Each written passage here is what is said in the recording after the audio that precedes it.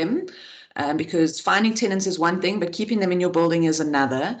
I've got a very exciting panel with us today to help us work through these different topics. So what we'll do, as we always do, is we start off with Michelle Dickens, who is from TPN. She is kind enough to share the stats with us of the vacancies and the rentals within the inner city. Michelle is the CEO of TPN and the founder, which has been in existence for over 10 years and is the only credit bureau that specializes in tenant behavior and rental payment profile information. So Michelle, thank you so much for joining us today. As always, we really do appreciate it. And I'll hand it over to you. Amazing. Thanks, Angela. It's always nice to come and chat to everyone and share some of our data. I'm just going to share screen quickly.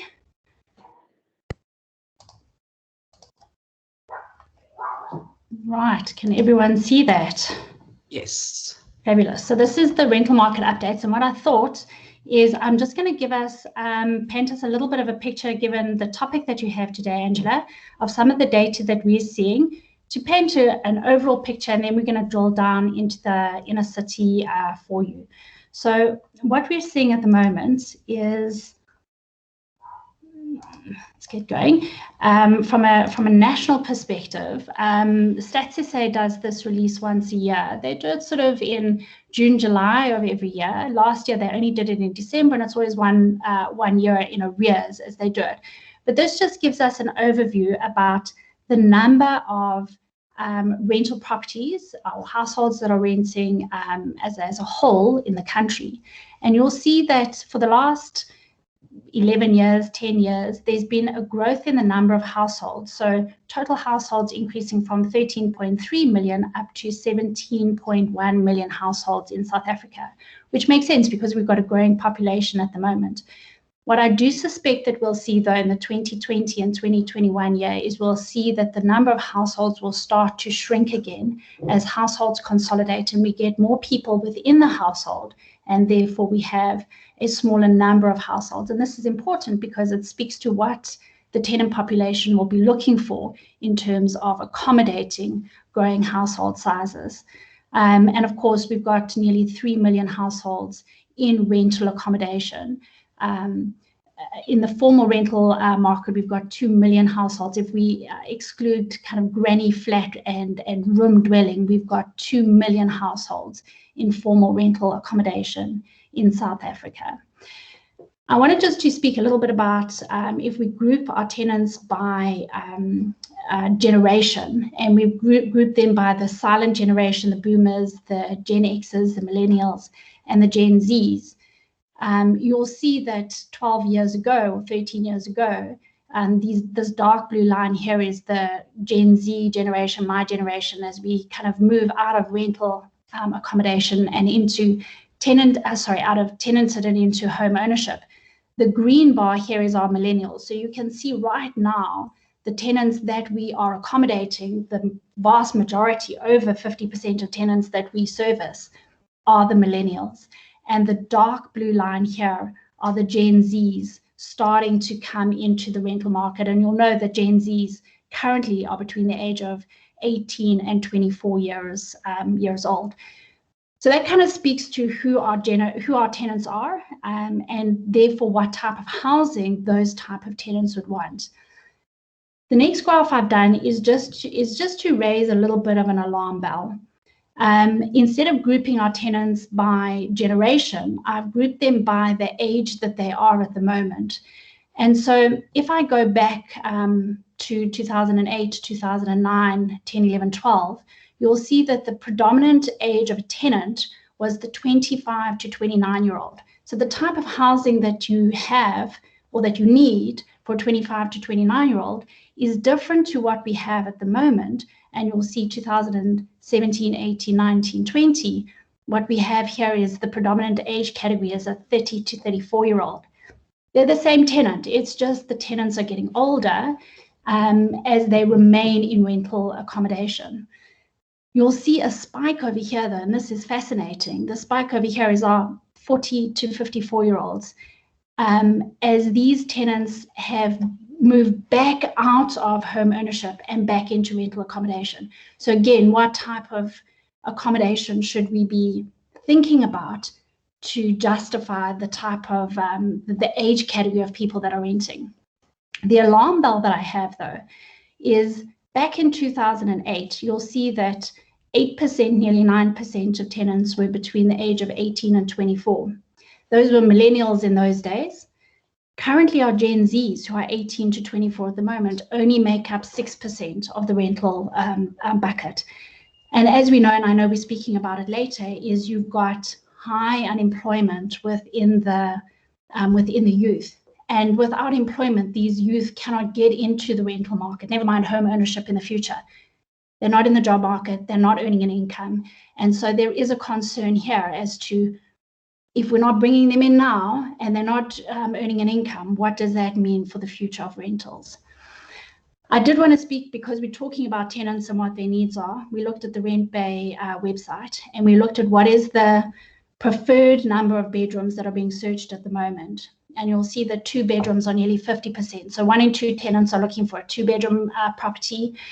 23% are looking for a 1-bedroom, and 23% are looking for a 3-bedroom. So really what tenants are looking for is that 2-bedroom property at the moment. I wanted to talk a little bit about the good standing ratio. So how many tenants are in good standing? This graph, I always enjoy presenting it because it speaks to, there is a correlation between when you send your invoice out to your tenant and your opportunity to get paid on time and in full.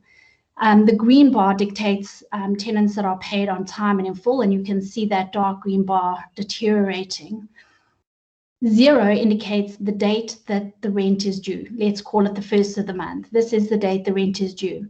T-1 tells us the invoice was sent 1 day before rent due. T-2, 2 days before rent due. T-10 shows us 10 days before rent is due. That is when the invoice was sent. And you will see between 7 days before rent due, maybe even 6 days before rent due, to 10 days before rent due, you have the biggest opportunity to collect your rent on time and in full. And every day that you leave sending your invoice to the tenant later, before the 1st of the month, your chances deteriorate by nearly 15% of getting your rent paid on time and in full. So really, this is a strategy that's easily employed by landlords to ensure rent is paid on time and in full. So let's look at how rent is paid. Everyone will know this graph. The green is the residential rentals, tenants in good standing, and the blue is the commercial tenants in good standing. This data is up until Q1. The published data is up until Q1 because there's a lag on the data.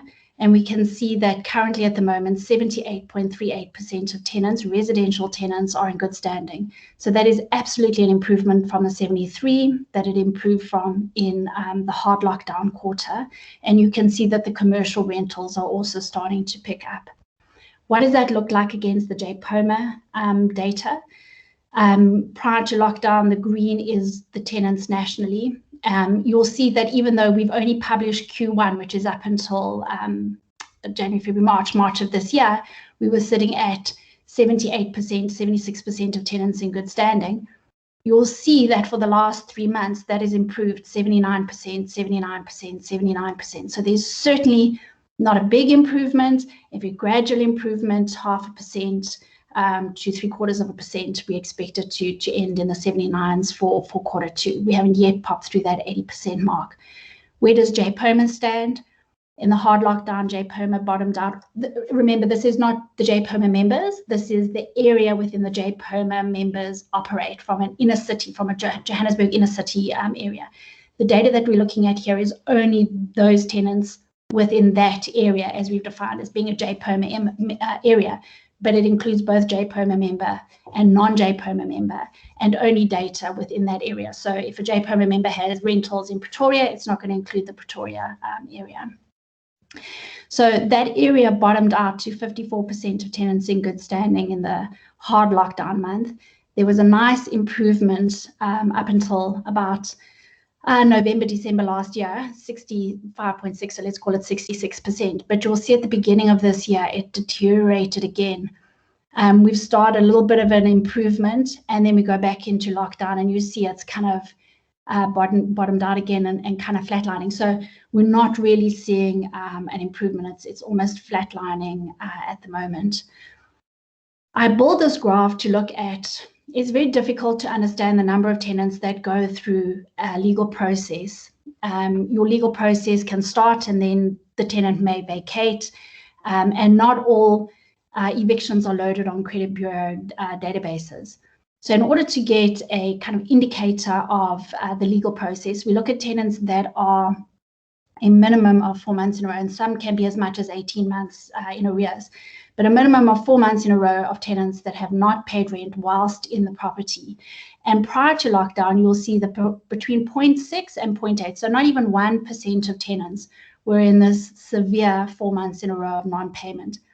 As we went into the hard lockdown where we had restriction of movements, so even if tenants wanted to, they were unable to move out, we popped up to nearly 1.8% of tenants. So that's doubling the number of tenants that were in this severe minimum of 4 months in a row of non-payment. That declined again to November, speaking exactly to the data that we were seeing in the JPOMA payment profile. That dropped down to 0.9%. And you'll see again, as we went into the second wave, and now as we approach the third wave, those numbers are starting to increase again. And I guess that speaks to the fact that the legal process is delayed at the moment. It's not to say that you're not going to get your eviction order, but there is a delay in the process and the time that it takes for those legal processes to run their course. I did want to speak a little bit about the rental arrears, where we looked at the number of tenants and how many months they were in arrears. So if I go back to 2015, this graph seems very hard to read, but I'm going to run it through us quickly.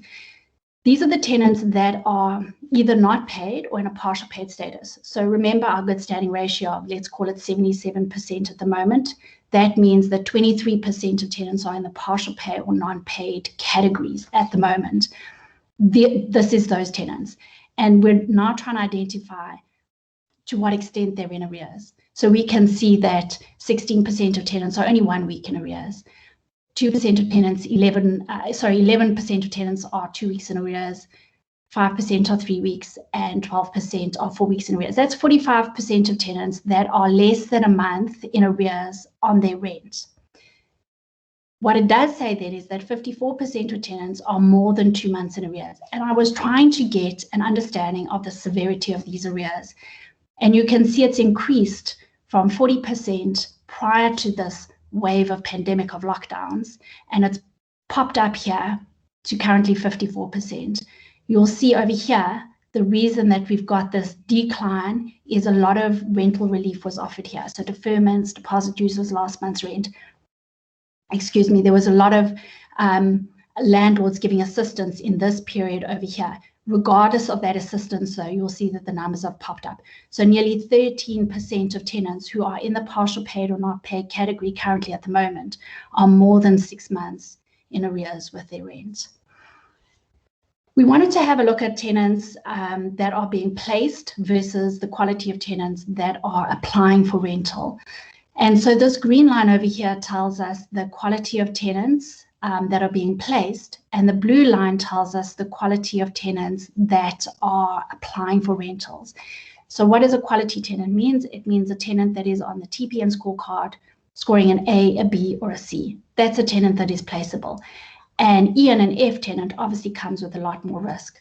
So 61% currently at the moment, 61% of tenants that are applying for rental are scoring A, B, or C. They are quality, they're placeable. However, 74.8% of tenants that are being placed are scoring an A, a B, or a C.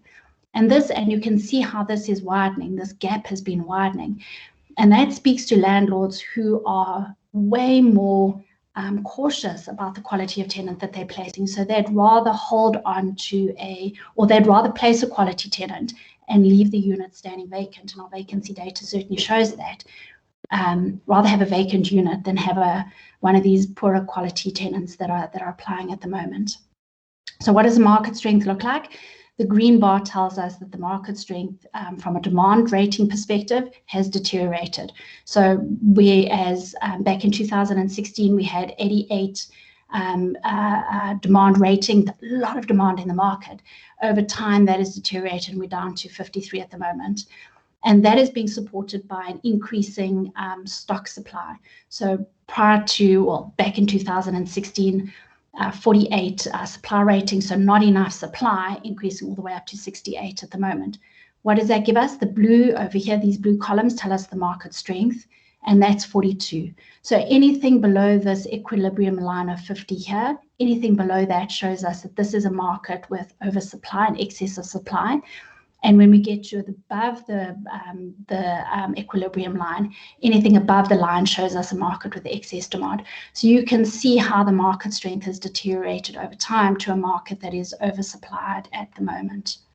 What does that mean for vacancy rates? Well, vacancy rates prior to the lockdown were sitting at 7.5%, so that was fabulous. As we hit the hard lockdown quarter, it popped up to 9%, quarter 3, 11%, quarter 4, 12.9%, effectively 13%.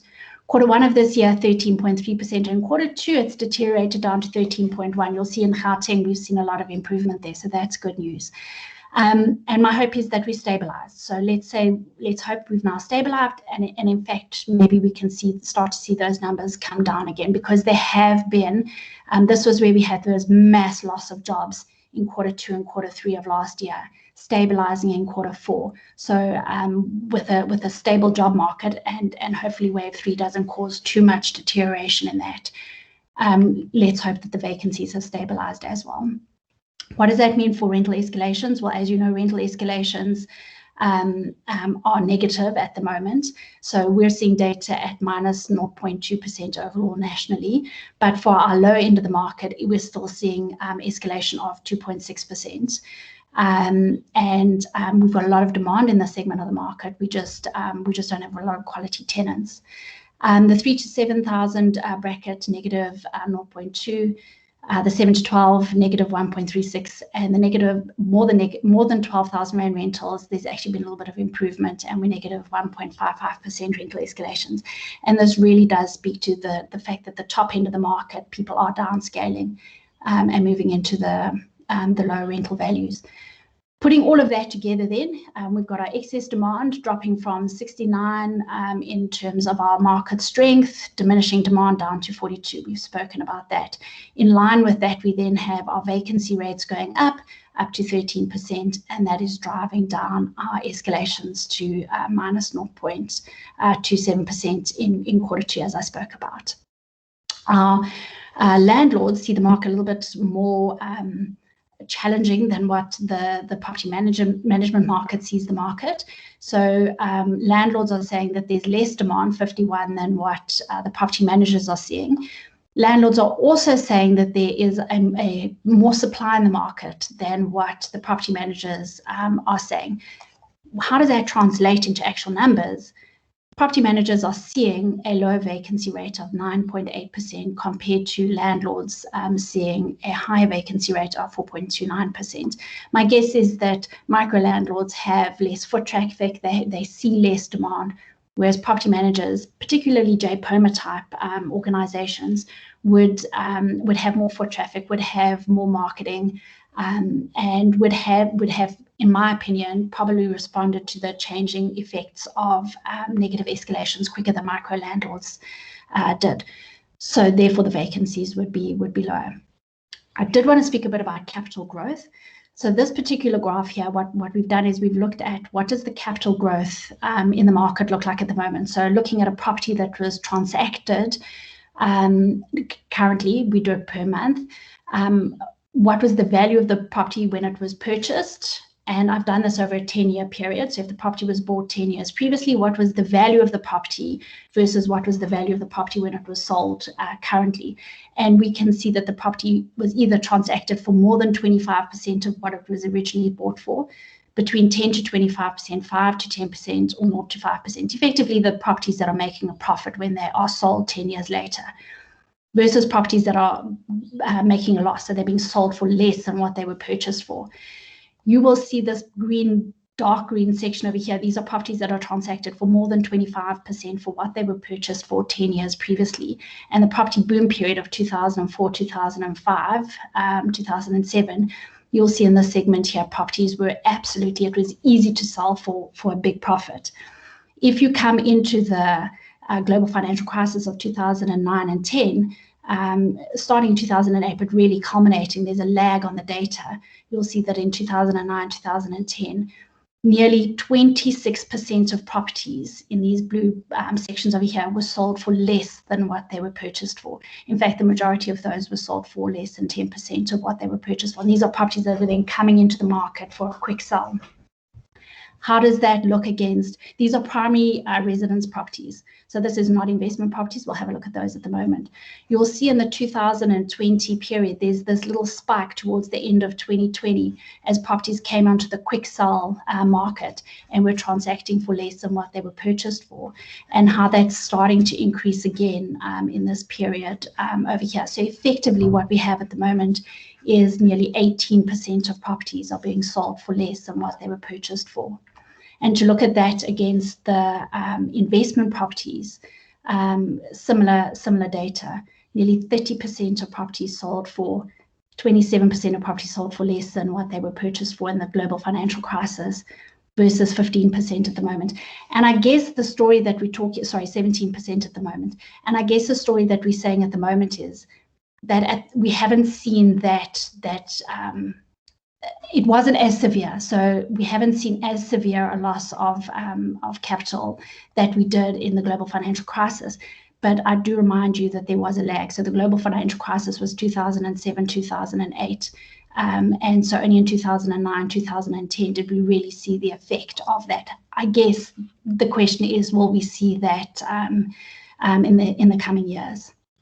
So if I look at rental value, we always like to show the distribution of where the tenants are. And you'll see at the moment, 68% of tenants are renting for below 7,000 Rand per month. The big bucket is the 4,500 to 7,000 Rand tenants, which make up nearly a third of all tenants, 35%. And I always like to share this graph so that it gives some context to, we've got 78% of tenants in good standing, but the challenge really is at the low end of the market, the 65% of tenants in good standing below 3,000 Rand rentals, and the top end of the market. So it's good to just classify yourself within that. This particular slide is really to highlight the severity of the did not pays in the below 3,000 Rand rental category. 17% absolutely not able to make any payment towards their rental, versus if you go to the 7,000 to 12,000 Rand category, you're only sitting with 4.86% of tenants in that did not pay category. So it's always good to just, you speak nationally of the data, it's good to understand it kind of within context of the different categories. Let's look at the vacancies then. High vacancies in the below 3,000 Rand category, 15.19%, and the above 25,000. Those are where your challenges really are.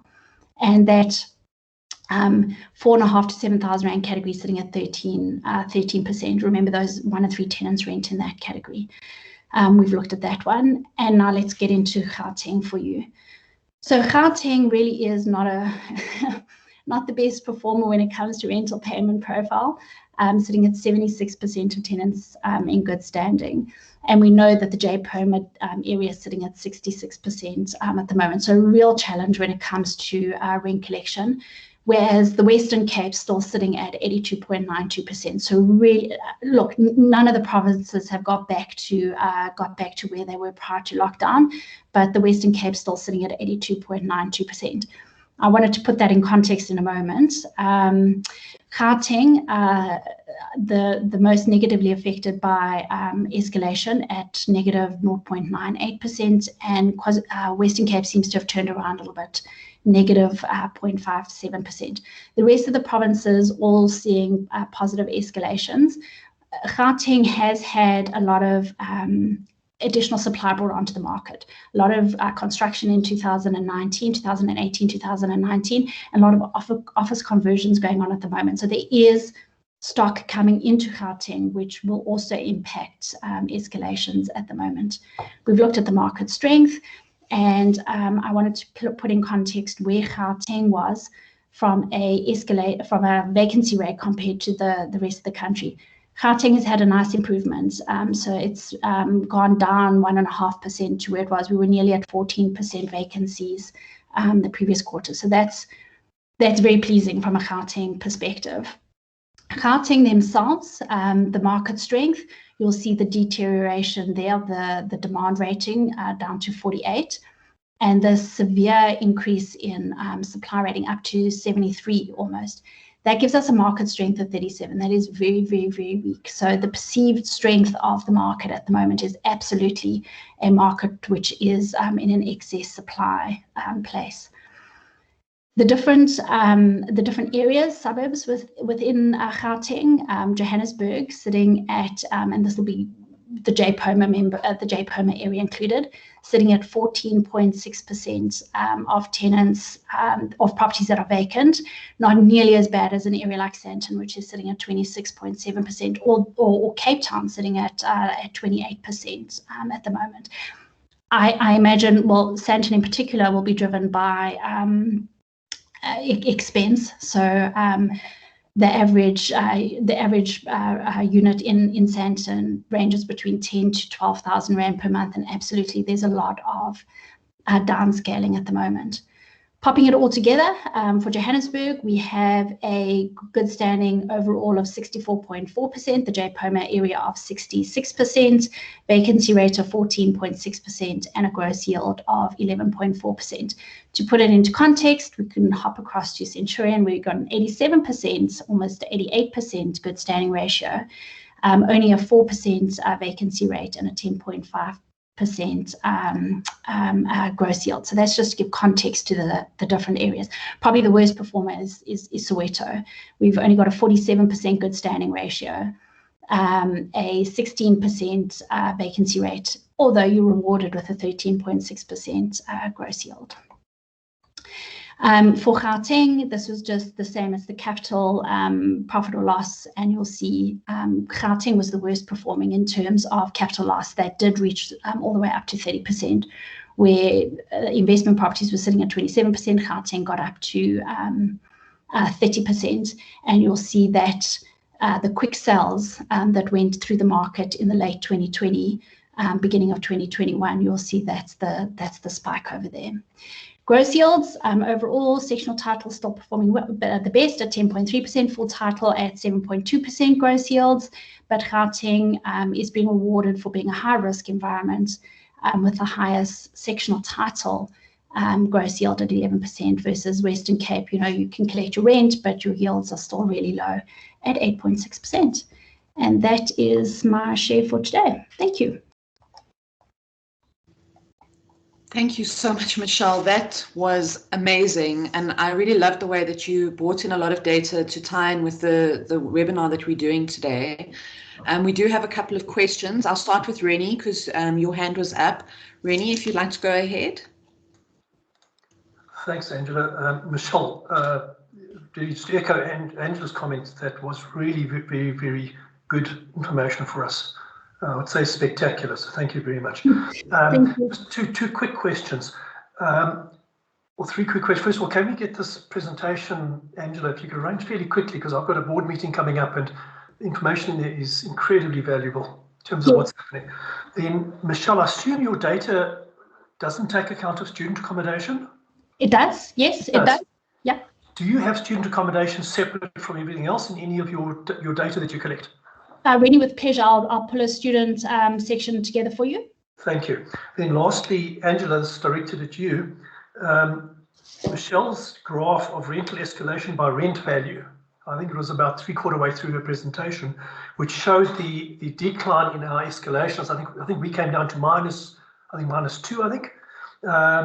That for us in this fight we're having with council on the level of their escalations on their tariffs is incredibly valuable. Firstly, it tells an amazing story, but secondly, it's from an independent research company. So it gives us credibility immediately. It's not our information. This has come from independent research. Thank you. That's me. Thanks, Renney.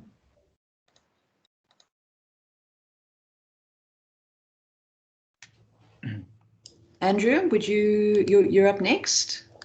Okay, thank you.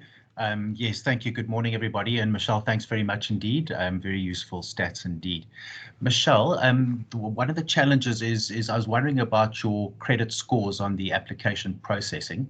Maybe one point is that, in many, certainly I'm sure many managing agents or even owners would pre-screen the applications before they actually submitted it to TPN, meaning that it might be underreported in terms of the number of applications and the credit score impairment. So that's just one point. But is there a way of working out sort of impairment in the short term based on a COVID type economic impact versus a longer term process? So I think that's one of the challenges, is to work out, who has validly been impacted in terms of their employment, in terms of their sector, in terms of short-term earnings, which might be expected to recover more quickly, meaning that would be a separate risk category in terms of your D, E, and F credit applications, where you could look at them slightly differently in terms of a application or application sort of profile. Does that make sense? Absolutely, Andrew. So I can tell you what we're doing at the moment is we have, and we'll probably go live with it during the course of this month. We have full integration into the banking environment for the tenant, and that will give us an ability to look at a 3-year history of their income that they're earning. It's difficult to go back further. We've got a starting point. It's difficult to go back now to get verified income data. But what we've done is and it's not using screen scraping. So we're absolutely not asking people to share their login details to their bank, etc. We're working through the actual banking environment. So that will allow us to ask the tenants, or allow you to ask the tenants, to give you consent to see that information. And that way we can start to get a better understanding when people make applications for example, this third wave loss of income. We can actually go in and see what is the income, and to what extent they would then qualify for any form of assistance for this third wave, or where they actually haven't had a loss of income and are just kind of playing the system at the moment. So yes, this is something that we've worked hard on, and we should hopefully be going live by the end of this month. Okay, thank you. Nick, your hand is up.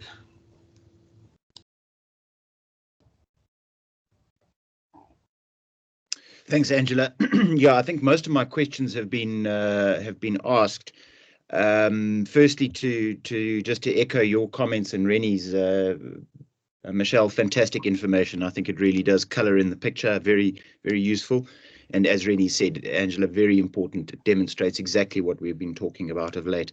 The only point that I had that was not raised earlier, which intrigued me, and you may or may not be able to provide some detail, Michelle.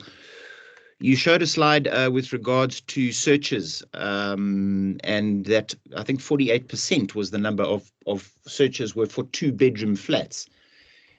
In that data analysis, is one able to get any further down into it? Yes, that was a very quick look up for this presentation, but I do intend to give a much broader insight over a time series as well, because that is a snapshot at a point in time, but we do want to have a look at it over a time series and get more details over what those 2 bedrooms look like. Are they 2-bedroom, 2-bathroom, 2-bedroom, 1-bathroom, and what areas are they in? And can we look particularly only in, say, the JPOMA area and see what's being looked for in that in that kind of region? Absolutely. Okay, brilliant. Well, thank you very much. And thanks once again. That's really powerful information, and the extent to which you're thinking about how we can measure this thing and slice and dice it is very refreshing. So thank you. My pleasure. Thank you. Thanks. Andrew, your hand is up again. Yes, sorry, if I may. Michelle, just in terms of your negative rental escalations, does that pick up the same unit rented to a new tenant at a lower rental? Yes. And linked to that question is, how do you deal with, quite common incentives now where first month is free, or there's a first month concession just to help the tenants get through that initial month deposit payment? Yeah, Andrew, you raised such an important question. You guys with your first month's freeze and your concessions and discounts have been fun to work with. But we look at the data literally every single month, and we are looking at the value of the rent on a month-to-month basis on the same property, regardless of whether there is an existing tenant or if there is a new tenant put in the property. So we're not looking at on a lease basis. We're looking at on a property basis, and then we're able to identify, for example, where you give a month's free rent, that then is not included. That particular month is then not included in the roll-up. Where we're seeing discounts, then absolutely that's going to affect the escalation values, 100%. Right, and Michelle, sorry, last question is just in terms of the utilities which Renney and Nick have talked about. I mean, is there any sort of tracking on that on TPN systems as a portion of the overall cost where you could track that longitudinally and show the percentage of total cost, for example? Yes, we have got that, and it is something that I'm busy working on at the moment, Andrew. So what we look at what is the basic rent value, and then what does the overall invoice value look like. And the intention there is to try and highlight and show that the overall charges are escalating, but in actual fact, the basic rent is if not flat or slightly negative. And so where we say that the tenants are paying more overall, what they're paying more for is all those additional costs and not the rent. Okay, thank you. Pleasure. Thank you so much, Michelle. I'd love to see that that data once you've got it sorted out, because obviously that's what we're busy working on with council at the moment. Two things that out of your data that I thought was very interesting was, first of all, the date that you send your invoice out really does affect when you're going to get paid. And I suppose for the guys who are sending the invoices out on the 1st, this might be something to look at. And then the other thing which I thought was quite interesting is the age groups. Because obviously in the topics that we're going to start discussing now is, with tenant delivery and how to make your building stand out, are you looking at the right age group? Are you trying to attract that age group that has certain desires and needs? So I found that very interesting. Thank you so much. My pleasure. Thank you, everyone. I appreciate the time to come and share with you.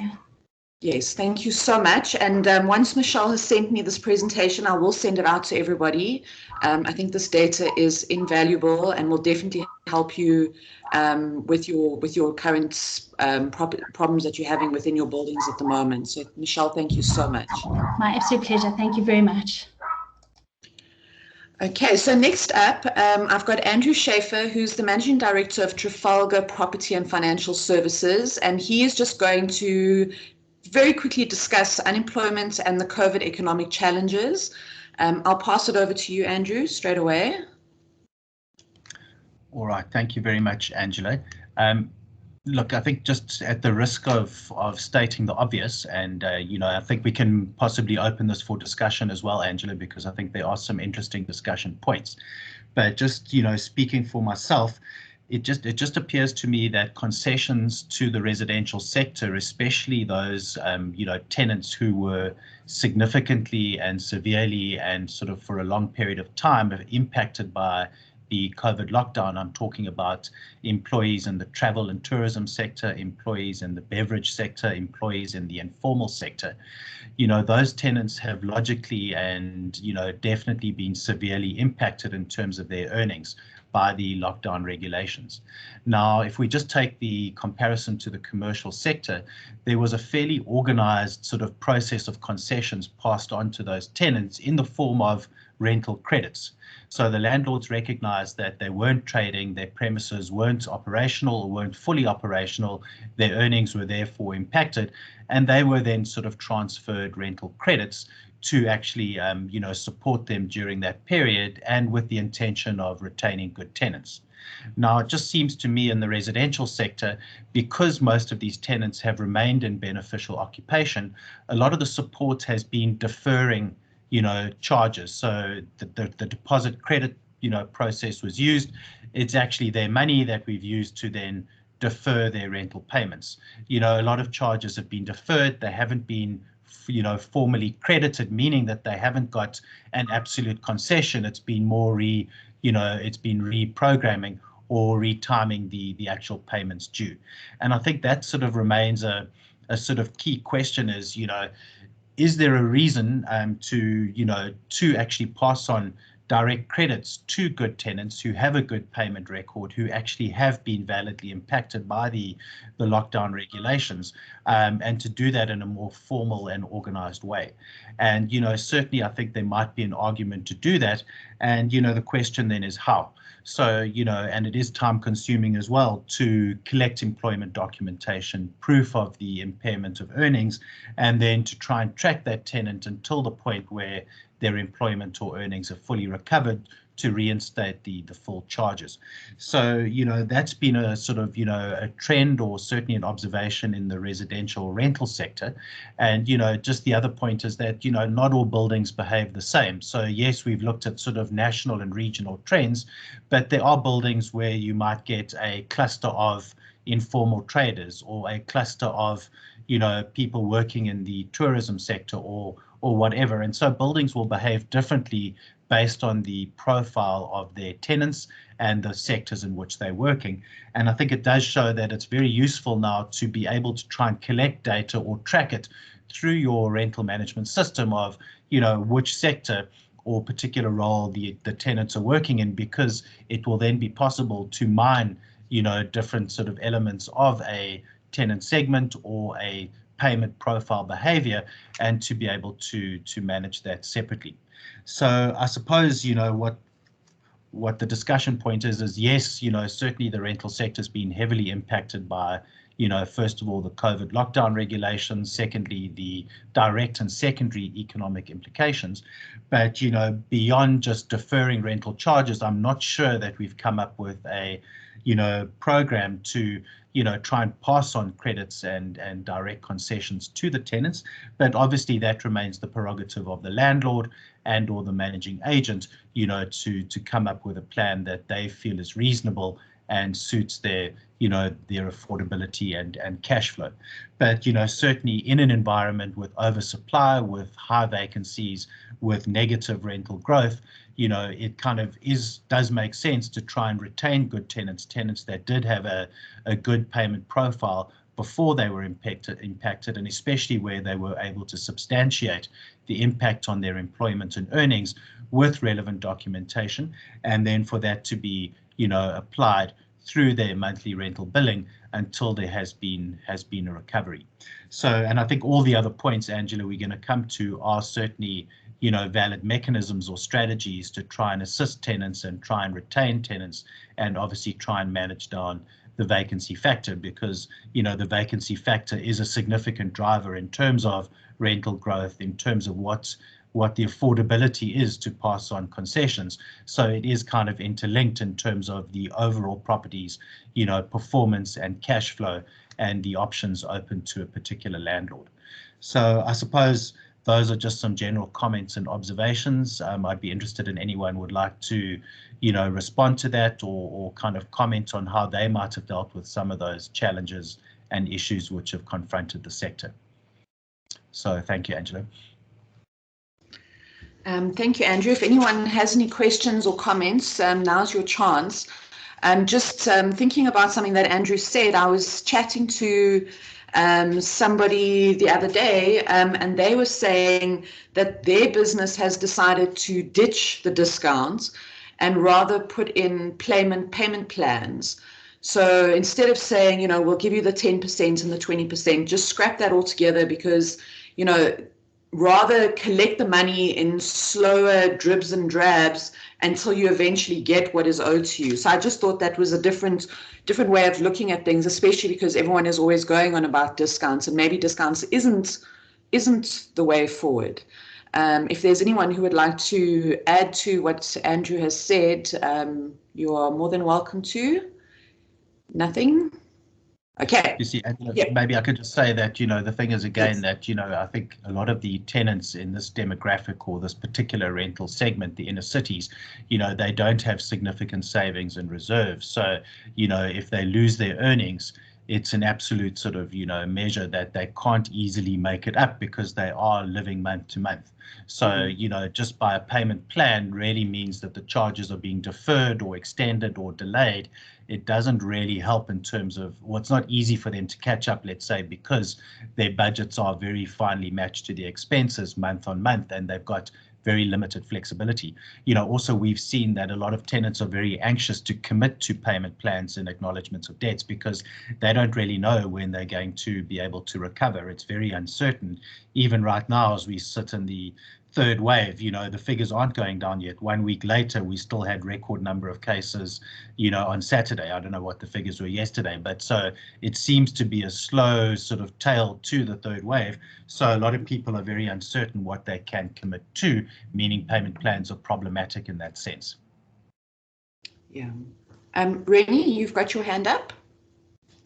Yes, thank you, Angela. Just to pick up on this issue of specials, because I must say that, I don't have a substantial portfolio anymore, but I think the specials to some extent are damaging the market, because, if you're the first to offer the specials, maybe you gain, but then the competitors are very quick to pick up on it before everybody's offering almost identical specials. And all you've really done, and maybe to lead into my talk just now, all you've really done is effectively lowered your rent. And that on its own, and I must say I'm guilty of the same thing, your problem is when you start you start reviewing it now 6 months down the line, when the special's running out. Let's say it was a special, for 2 months rent, and you find your churn picks up as soon as the special's gone. And I'll talk about that in my presentation. But I've also done the exercise, which I'm going to talk about shortly, where you've lowered some of your rentals, but only on certain units. And now those same tenants are coming up for the end of their reduced rental period. Now what do? Do you extend? Do you increase their rents at that point? Chances are they're going to move out. What about your existing tenants? And I don't want to take away my own talk just now, but the specials, I think one must, obviously it's a methodology of attracting tenants. And I think the biggest factor is if one could remove the barrier to entry, because in the older days, we used to take 2 months deposit plus first month's rent plus admin fees. And before the tenant turned around, he needed like $9 grand or $8 grand to get a flat. So I think that largely has fallen away today. It's usually one month's rent as a deposit plus the first month's rent plus the admin fee. Yeah, there is a big barrier to entry. And as Andrew was alluding to, tenants don't have that kind of money to pay down. So all I'm not suggesting we do away with specials. Just think it through carefully and think about the longer term impacts and what you're looking to achieve and will it get you there. I think that's really what I'm suggesting. That's a great point, Renney, and that's come through in the comments as well from Everjoy. He said that's a great point. So yeah. So if there aren't any more questions or comments on Andrew, then I'd like to move straight into Renney's presentation, because he's going to be talking about rationalizing your rentals to attract demand. So Renney, we'll hand that over to you. Okay, I just want to.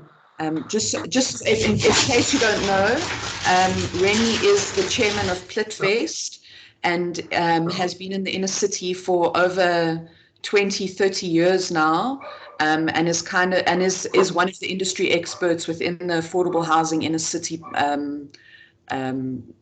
rental market and development. Thanks, Mike.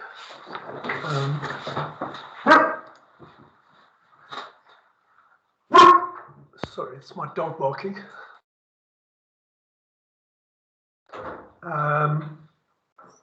There we go.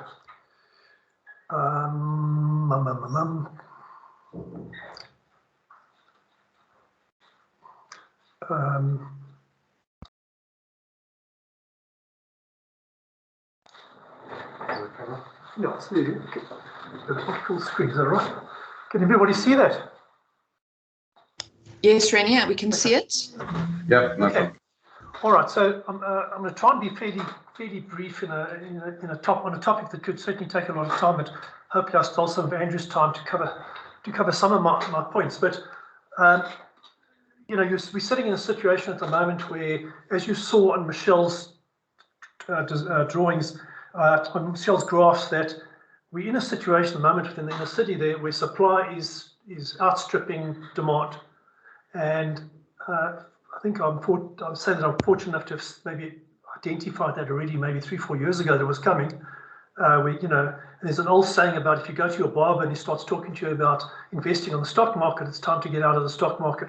So maybe a good lesson in that. But we're in a situation where there are so many developers in the marketplace, and clearly all have done models based on certain vacancies, certain rentals they thought they would achieve, certain bad debts they thought they would achieve, and I think a lot of people must be hurting out there. So I'm just going to talk about a situation where possibly your rents are out of line with what you're going to get in the marketplace. Now, what are the indicators? And I must say I've been through this myself, that your rentals maybe are just out of line. Number one, obviously, is high vacancy.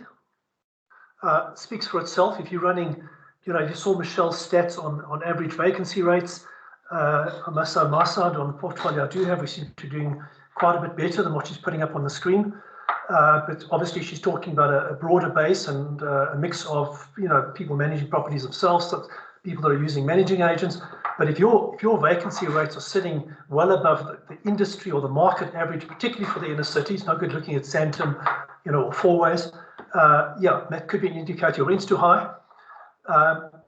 We spoke briefly about specials. Now, if you're running specials and the specials work, so you're offering now, you drop your rent by 20% for 6 months, or you're offering first month's rent free, or in some cases guys have been doing 2 months rent free.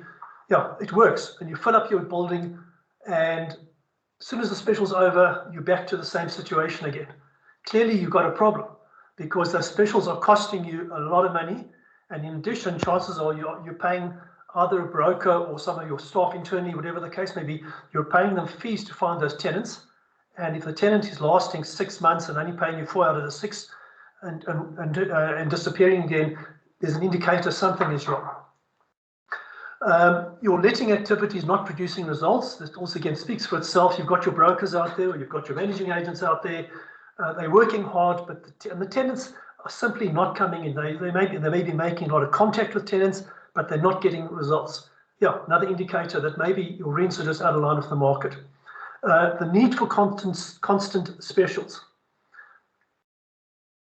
It's difficult because, again, in a situation at the moment where there's an oversupply, but at the same time, if you need to keep running specials to pull in the tenants and you're only keeping them for the specials period, again, look at your rentals. Are you in line? Are you competitive with what's going on in the marketplace? So this is one that I experienced myself with our own remaining portfolio.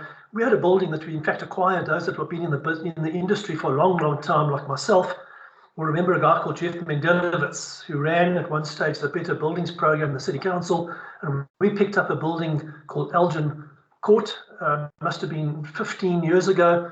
I think we paid the grand sum of 180,000 rand for it. It's got 70 bachelor flats, and year after year after year, we've been escalating the rentals on those bachelor flats. And in the earlier years, 10-11% without fail every single year.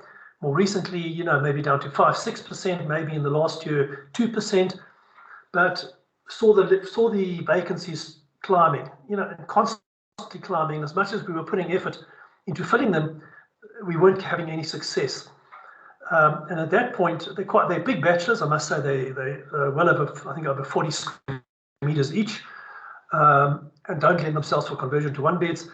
And when I started looking at the rentals, it doesn't help that they were 40 square meter bachelors.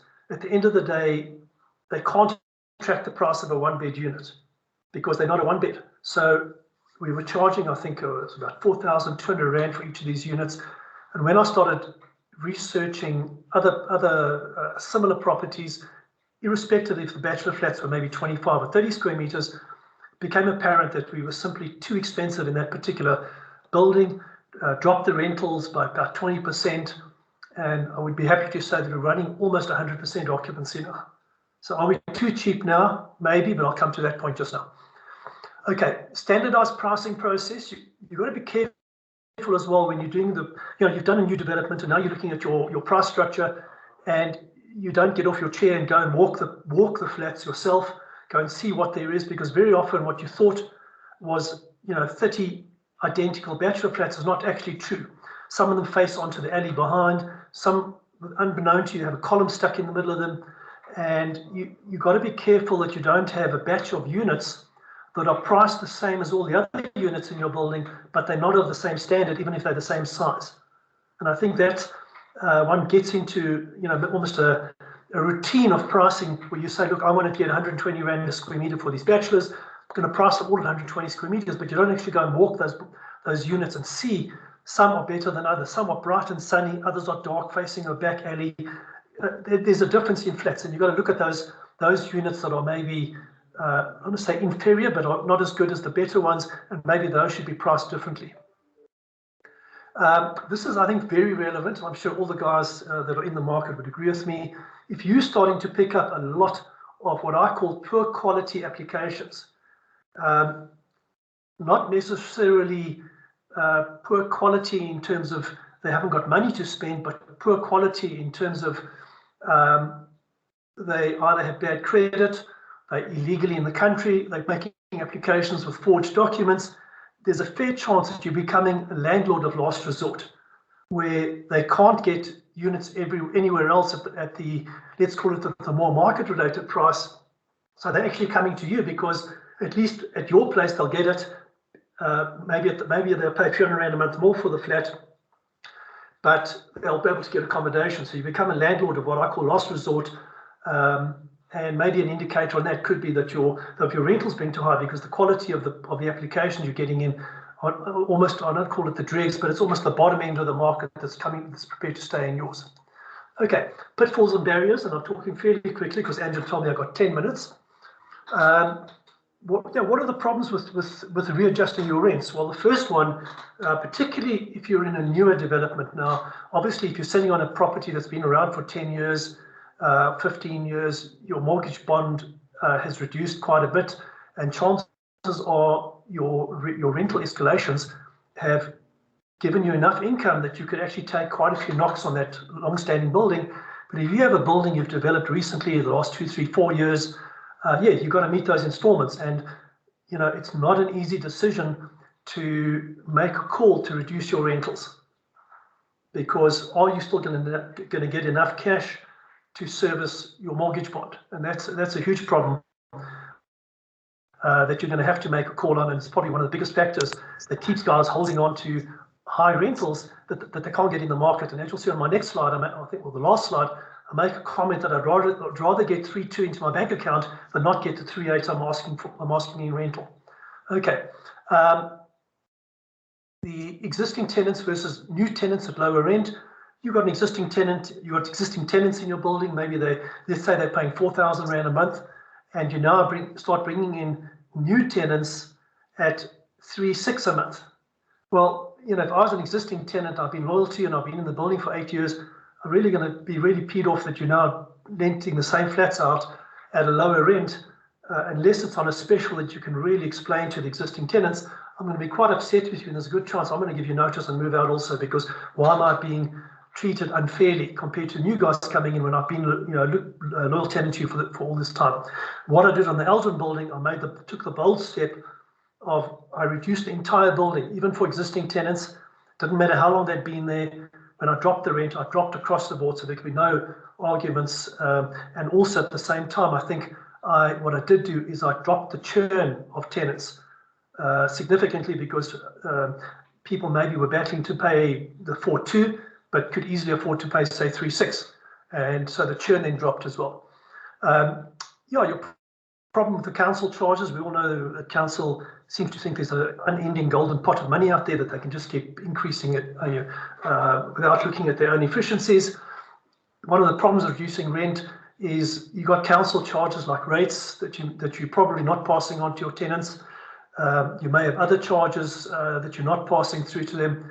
And of course, the other problem is that your tenants themselves are battling to pay what you are charging with electricity, sewage and water. So you've got to look at those council charges and look at what the impact is in relation to the rents that you're charging. And it may simply be that the council charges have increased to such an extent that the rents you're asking are not easily payable by the tenants simply because they're having to pay such a large chunk of their earnings in council charges. We were talking quite a bit about this just now.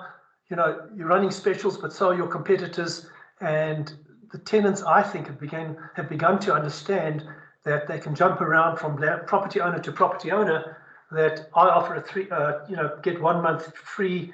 The guy comes in, he gets his 1 month free, stays for 3 months in total, and moves on to Nick's building, where again gets 1 month free, stays for 3 months, moves on to Andrew's building. And tenants learn very quickly how to manipulate the system.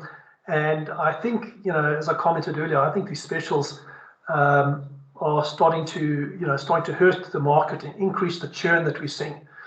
And then, of course, you know, rental reductions. Yeah, if you're doing rental reductions, your competitors are doing rental reductions. To some extent, you're back into the same situation, excepting that you're hoping that your market is expanding, because if you take your market, it's really a triangle. We're sitting down at this bottom level, and if you're dropping the rental, but you're actually dropping into a broader base of demand. So you could see demand increasing because rentals overall become more affordable. Too much supply, yeah, we know that's going on. We've seen Michelle's diagram. Too many competitors out there, too many guys developing. And lastly, on the pitfalls and barriers, be careful when doing your research, because location could be a significant rent determinant. So if you've got a property that is in a lousy area of town, high crime, filthy dirty, etc., yeah, you may not get the same rental as someone else that has the same size unit, similar design and everything, but it's situated in a much more demand location. So be careful when you're doing analysis that the location itself could be a very strong determinant of what rent you could get. The other thing on location, very briefly to mention, certainly again experienced that many times in the past. If you have a hijacked building next to you or across the road or one door down, yeah, that could be impacting your rents on a significant basis. We have one building in particular at the moment where we're really battling to keep tenants, because next door to us you've got a hijacked building and you've got all the vagrancy and the prostitution and the drug dealing and the crime that goes with it. And we're trying to deal with that hijacked building. Well, that's not ours. It's a problem. So yeah, how do we keep that building going? The only way you can do it is to relook at your rentals. Okay, what should you do? Look, talk to your brokers. You know, don't sit on your pedestal. Go and chat to the brokers, chat to your marketers, talk to the tenants out there or potential tenants. Understand your market. Research on what your competitors are charging for similar accommodation. No secret that I think every one of us has gone to or sent someone out to a competitor's offices to go and get their brochures, or send out somebody who's supposedly looking for a flat to rent, simply to find out what your competitors are doing. It's market intelligence. And yeah, do the research, find out. In addition, I think very often you'll find the people within JPOMA would probably give you the advice without you even having to, you know, try, let's call it getting the information by subterfuge, because it's kind of the way we work in the city. We know the market's too big for any one player. Are you recovering the correct tenant utilities? You know, it's a real battle that when we budget to achieve, say, 90% recovery of our water, electricity, sewage, etc. Yeah, it's a real battle to get it there, and secondly, to keep it there. And in many cases, you're not recovering the right amount of utilities, so it's putting pressure on your rent. And very often you can realign, for example, your sewage charge, and you're bringing more money through the door without actually even adjusting, without even increasing your rentals. So look at your recoveries. Are you collecting, or are you recovering the right amount of utilities that you could be recovering? And don't forget that utility charges change on the 1st of July every year. You're now in July. Every one of you should be increasing your electricity tariffs, your water tariffs, and your sewage tariffs to match really what council is charging. Don't wake up 8 months down the line, because you can't get that money back afterwards. Okay, was your rental pricing strategy correct initially? When you did your model, maybe before you started building, maybe COVID hadn't kicked in yet, you based your model, your feasibility on prices that you thought you could achieve. Maybe that wasn't real. Maybe you were pricing more to what you needed to see rather than what the reality was. go back to your original pricing strategy and look at it and say, under current circumstances, what we know now with COVID and vacancies and bad debts, was that initial strategy correct? Redo the feasibility model if you need to see whether your building is actually working or should be working for you or not. Study the TPN reports. You saw the valuable information that Michelle has provided for us, invaluable to understand what she's telling you. Make sure you understand that and dig deep into it to make sure you understand the information that is out there and available to you, and know your market. I mean, that goes without saying. Before you start developing, know your market, know where the demand is, know what the rentals are. Don't come into the market with a 5,000 rand bachelor flat when the flats are letting typically in the market for 3.8, know the locations, etc. Okay, as I said earlier on, my view, I'd rather get 3,000 rand into the bank than not get the 3,600 rand that I'm going to stick to my guns on with vacant flats. I think at the end of the day, cash is king. If you're getting the money through, it may not be what you wanted or what you hope to get. It may not be what your feasibility tells you. But if you've got that building full and you're producing income, you've got a much better chance of survival than sticking to these rentals that maybe you're not going to get in the marketplace. As I put through, your business survives on cash flow. If you can pay your funder tough or whatever it is, if you've got problems, you go talk to them and you arrange to pay 80% of the rentals for the next 6 months while you wait for COVID to be over. I suspect they will be more than happy to talk to you on that. Because again, you're producing cash, you're keeping your building as occupied as possible, and you are servicing debt, but maybe not the full amount, but you can always negotiate these things with the funders, especially under current circumstances. And that's the end of my talk, Angela. Thank you. Now I screamed through it, but yeah. No, that is fantastic. Thank you so much, Renney. That is literally 30, 40 years experience in 15, 20 minutes. That is invaluable. And I think that everybody here is extremely grateful, because this is what you've spent your life working on. So thank you for sharing that with us. Really appreciate it. Andrew, I see you've got your hand up. Yeah, thank you. Thanks very much, Renney. Just a comment. It's just about timing. I just see that very often there's a slow cycle between, considering additional concessions or optimizing rentals or whatever. So, if the unit hasn't rented in probably a month or two, that's the indication to move ahead swiftly. So, I think just progressing through those steps, through those remedies, through those recommendations quickly is a suggestion, because if it's not renting, nothing changes, it's unlikely to shift the status quo. So I just see too long taken to move through that, which is worth taking into account. And then just the other point about just trying to optimize the value proposition. Is the maintenance fully up to speed? Can you add any amenities? Is there fiber to the unit? Are there other facilities? Just to make it the most competitive, the most compelling, the most desirable unit in the neighborhood. That makes sense as well to be done in parallel. And just doing a quick search on Property 24 is probably the biggest portal there is an easy way to do market research in an area. Put in the filters, within 30 seconds you can see a full listing of similar vacancies and do that type of research very easily and very quickly. So just 2 comments. Great, thank you so much, Andrew. Does anyone have any other comments or questions for Renney?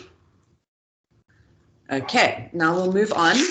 So next up we have Shaun Streaton, who is the Chief Executive Officer of UTF, and he will be discussing the best tenant service delivery, the tenant experience. Shaun, I will hand over to you. Thank you, Angela. Good morning, members and fellow presenters. You'll all be very pleased to know that the previous presenters have made my job a lot easier, and my presentation probably significantly shorter, with a lot of points being discussed. So thanks to each and every one of you. Some unbelievable data emanating from those presentations. Okay, well, I think it's important when we look at, sorry, Angela, just can you see my screen? Is it being presented? Okay, great. Yes, Shaun, I can see you. I think it's important to, looking at all the data that's been presented, members have got a lot of data coming at them very fast today. But in particular, I think it's very important to understand and contextualize the current situation, why we're here, and then to talk through what we can do to ensure the best tenant service delivery or improve the tenant experience.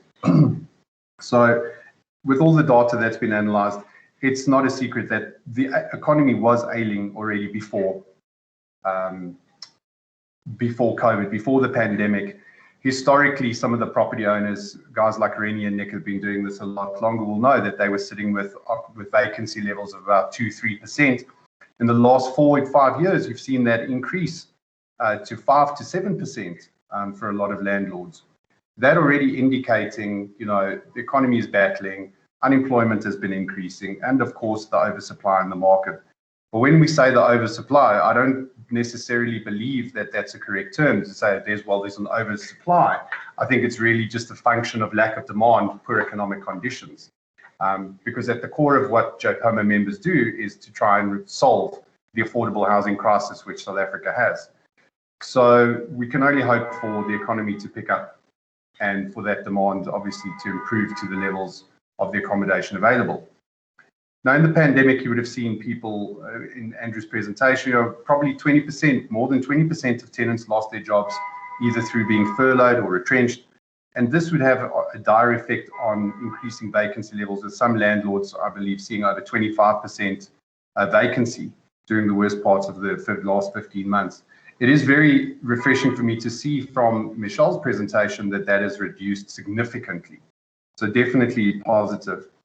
But as I again said, this has not only increased unemployment, the pandemic, but it's lowered the overall demand for accommodation in the city, as many tenants relocate back to their family homes outside of Gauteng, or a lot of them are now seeking cohabiting arrangements, coming in as subtenants with more established and financially stable tenants in the building. So I think we're all come to the conclusion that we have to hold on for dear life to the tenants that we do have.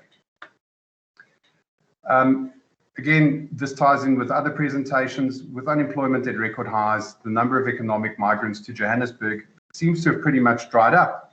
And that's left us landlords to effectively compete for tenant attention and for tenant retention like never before. Well, part of these effects is brought on by investors. And, us as investors, we're always looking to, as I said, resolve the affordable housing crisis and increase the supply of higher quality, better managed rental accommodation. So tenants now have more choices of brand new high quality accommodation than ever before. Now, this whole situation, we can look at things two ways. There's opportunities and, there's upside and there's downside to everything. I generally prefer to look at the opportunities in dire situations, but basically there's two opportunities here for landlords. The first one is a defensive strategy, which basically is retaining existing tenants to maintain their cash flow occupancy and to service their financial obligations. I'm going to be focusing a lot more on retaining existing tenants in terms of service delivery, rather than the other opportunities of attracting new tenants in difficult circumstances. So what are some of the opportunities that have been seized or that we've noted? Well, quite simply, we saw the rapid rollout of free uncapped Wi-Fi. I mean, to borrow a line from our POMA chairman, Nick, our clientele or our tenants have an insatiable appetite for free Wi-Fi. And what we found is that in properties where we've rolled out some of this free Wi-Fi, and in other properties even paid Wi-Fi, is tenants have an affinity to connectivity, and they are more likely to remain in place where they feel that they are connected, especially with a work from home situation. Nobody really likes to move. So we're finding that the Wi-Fi really does help a lot.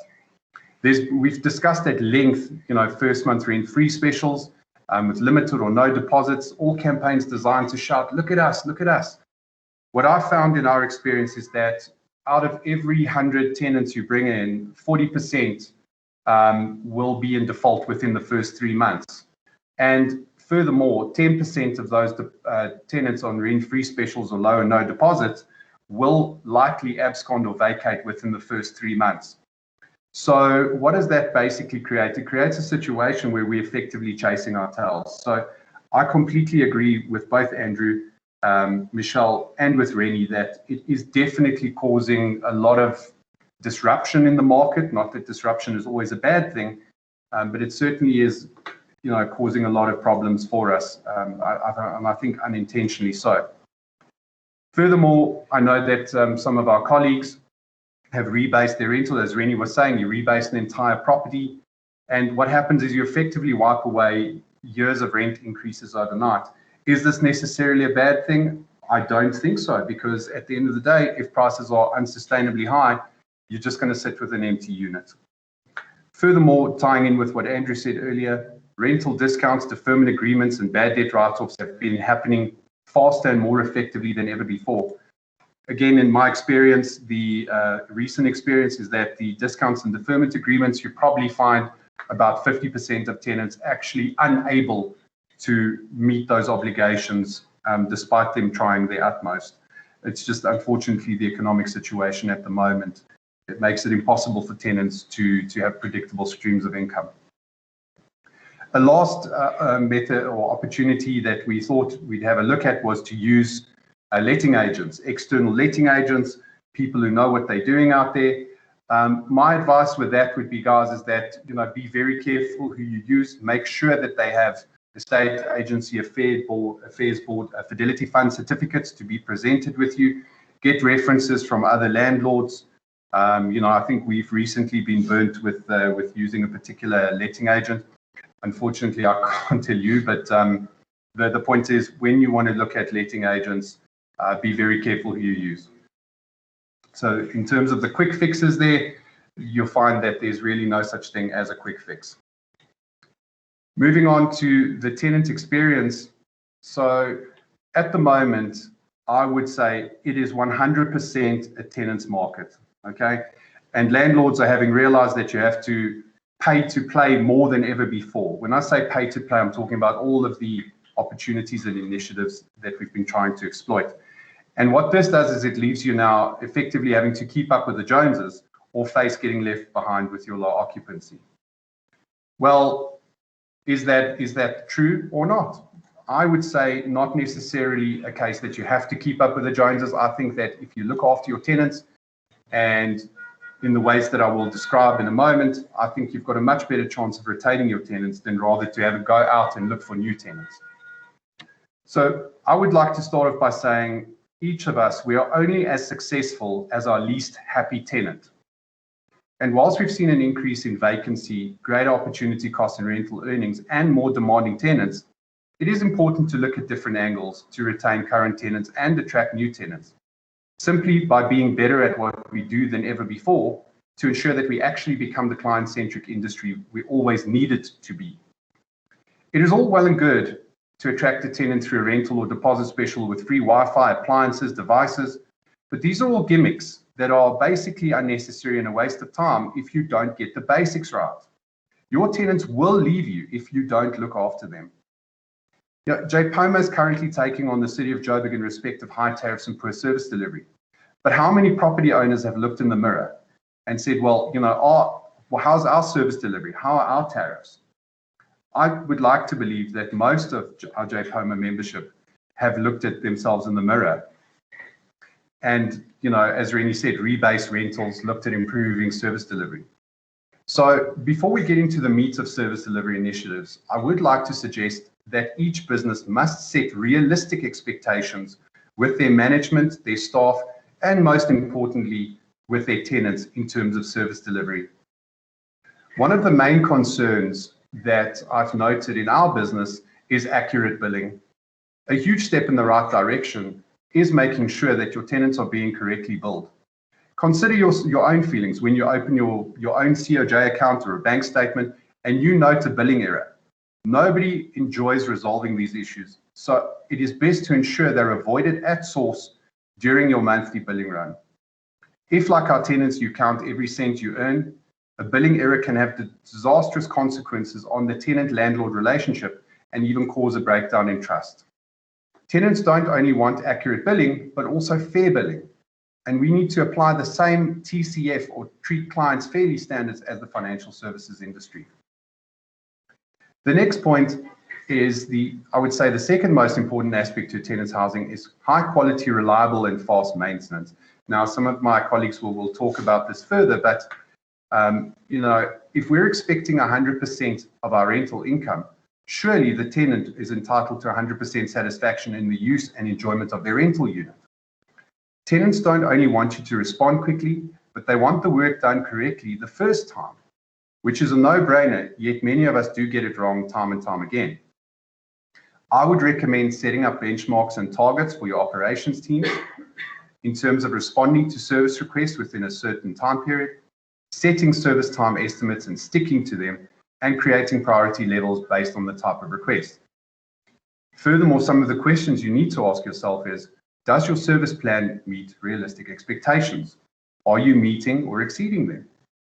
How can you better measure your success?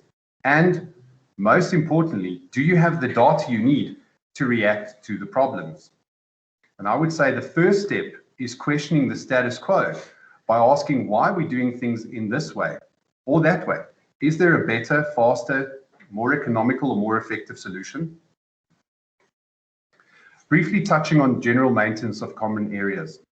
There is nothing worse for a tenant than to step out of a neatly maintained flat into passages with peeling paint, poor lighting, lack of cleanliness. It is important to maintain your common areas as well as the area outside your property, as this is the first impression every tenant has of your building. And again, one of my colleagues will speak about this a little bit further later on. A further very important point is communications. Tenants want to receive communications from their landlord.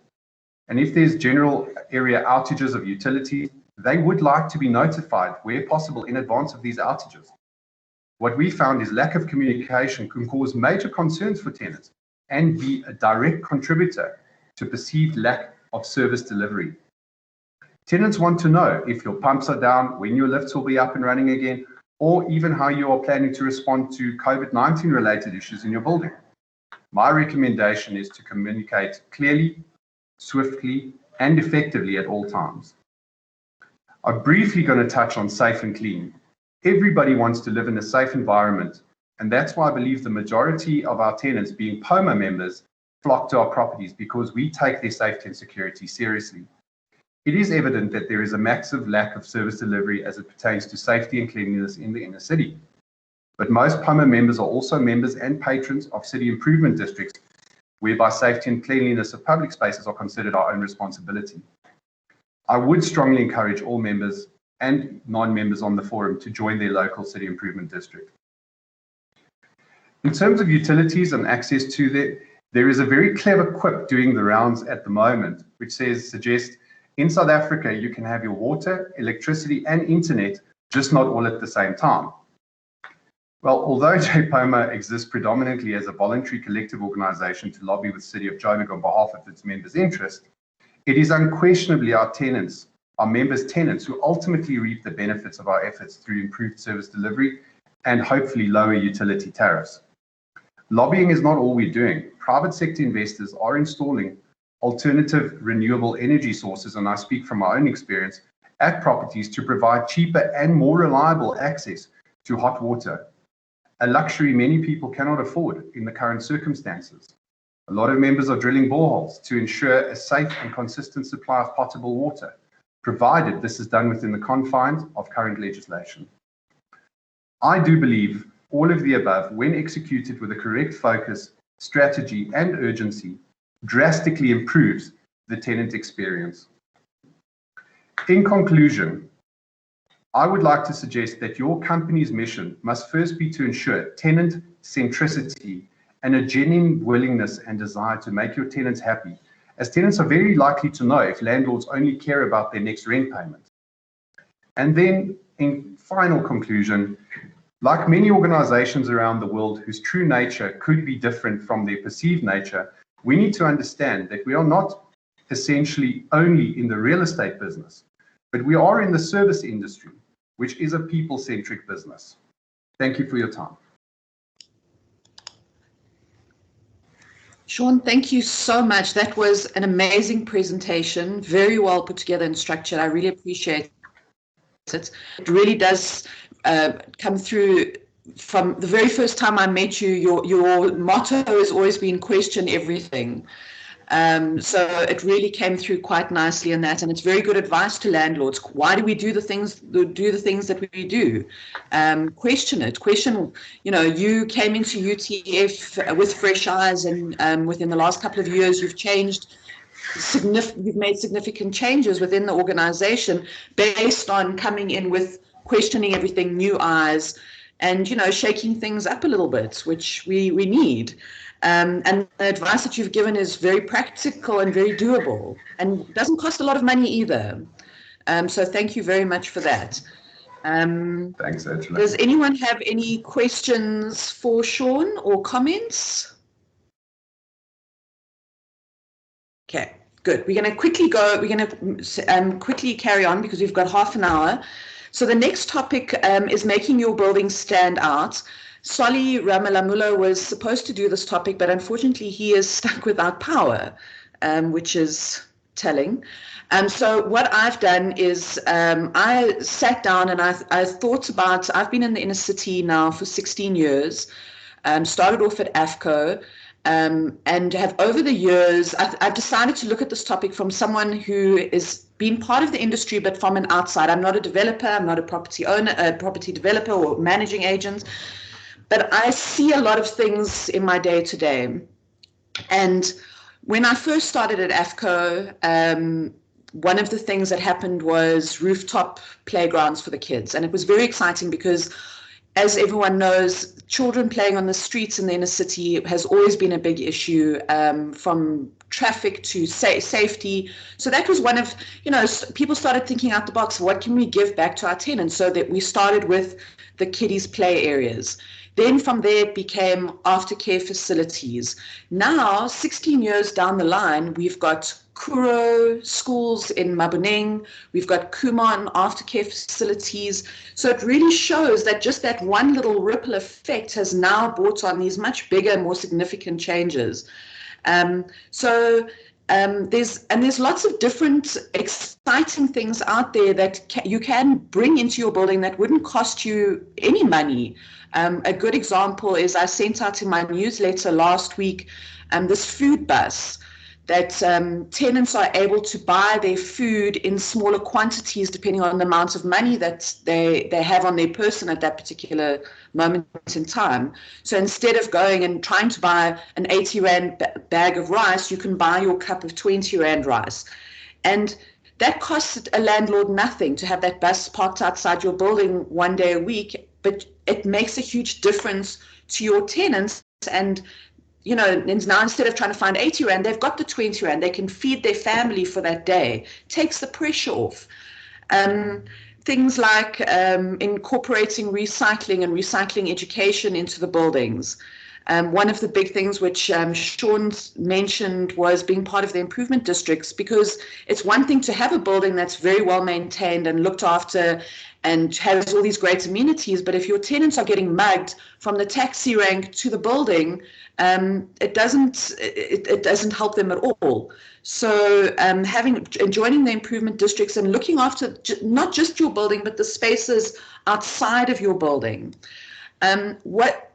When Michelle was talking, and she was talking about the different age groups, it really got me thinking about how to adapt the building to the age groups that you want to attract. And with permission from Kevin from AFCO, I'm going to share their one building, which I think is absolutely brilliant. And it really does show,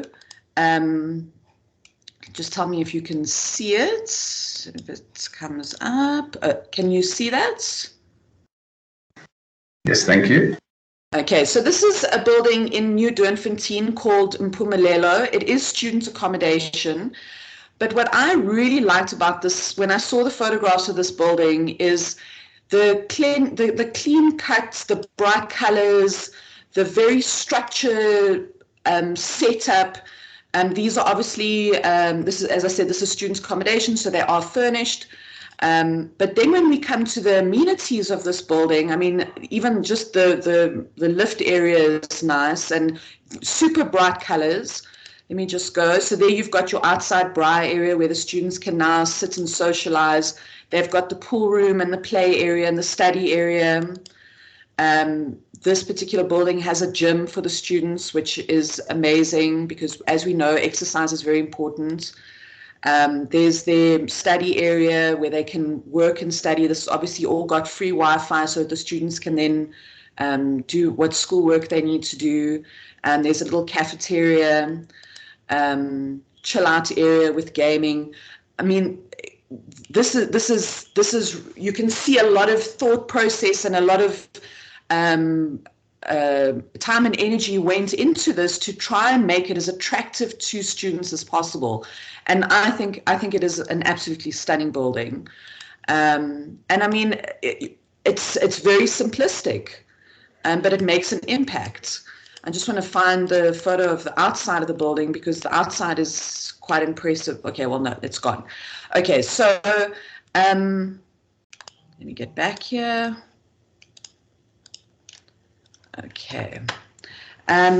So yes, so as I said, this was not the topic that I was going to be talking on. So if anybody else would like to, any of my directors that are sitting here as presenters would like to contribute to this topic, I would be extremely grateful. Anyone?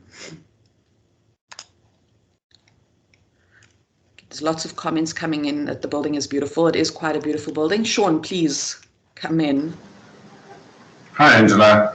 Can you hear me clearly? Yes. Is there any disturbance on my microphone? Sorry, it tends to do that sometimes. It's a little bit, but we can hear you. Sorry, this camera doesn't like Teams, so apologies for that. Yeah, so basically tying in, absolutely, and a lot of these changes, it might look expensive, but it isn't necessarily. It doesn't cost anything to be smart. And I mean smart about your layout, smart about your color schemes, and also smart about your decorations.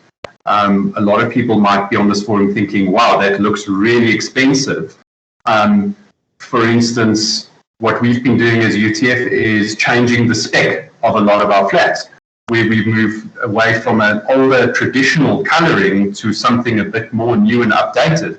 And what we've actually found is it's more economical, cost effective with a greater longevity to roll out the new spec than the old spec.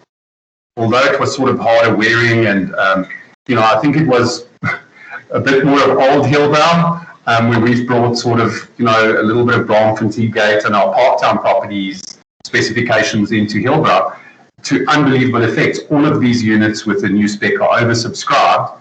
And, when we churn the flats, we churn them into a new specification. And the tenants absolutely love it. And that was a clever change we made. It's more economical. So absolutely making the properties more attractive. Again, being smart really doesn't cost you any money. Thank you, Shaun. Andrew? All right, thanks, Angela. Thank you for your comments. Just a few thoughts and points actually is that, in a marketplace where affordability is a key challenge, we work with some people that have converted their buildings into room rentals. So they've completely changed the format and configuration and rental parameter to rooms rather than 1 or 2 or 3 bedrooms, and have shifted the affordability curve down like that with amazing results. And some very big operators in Durban, for example, have got 0 vacancies right now because they've moved it to rooms, and the buildings have been set up with shared amenities outside of the units concerned.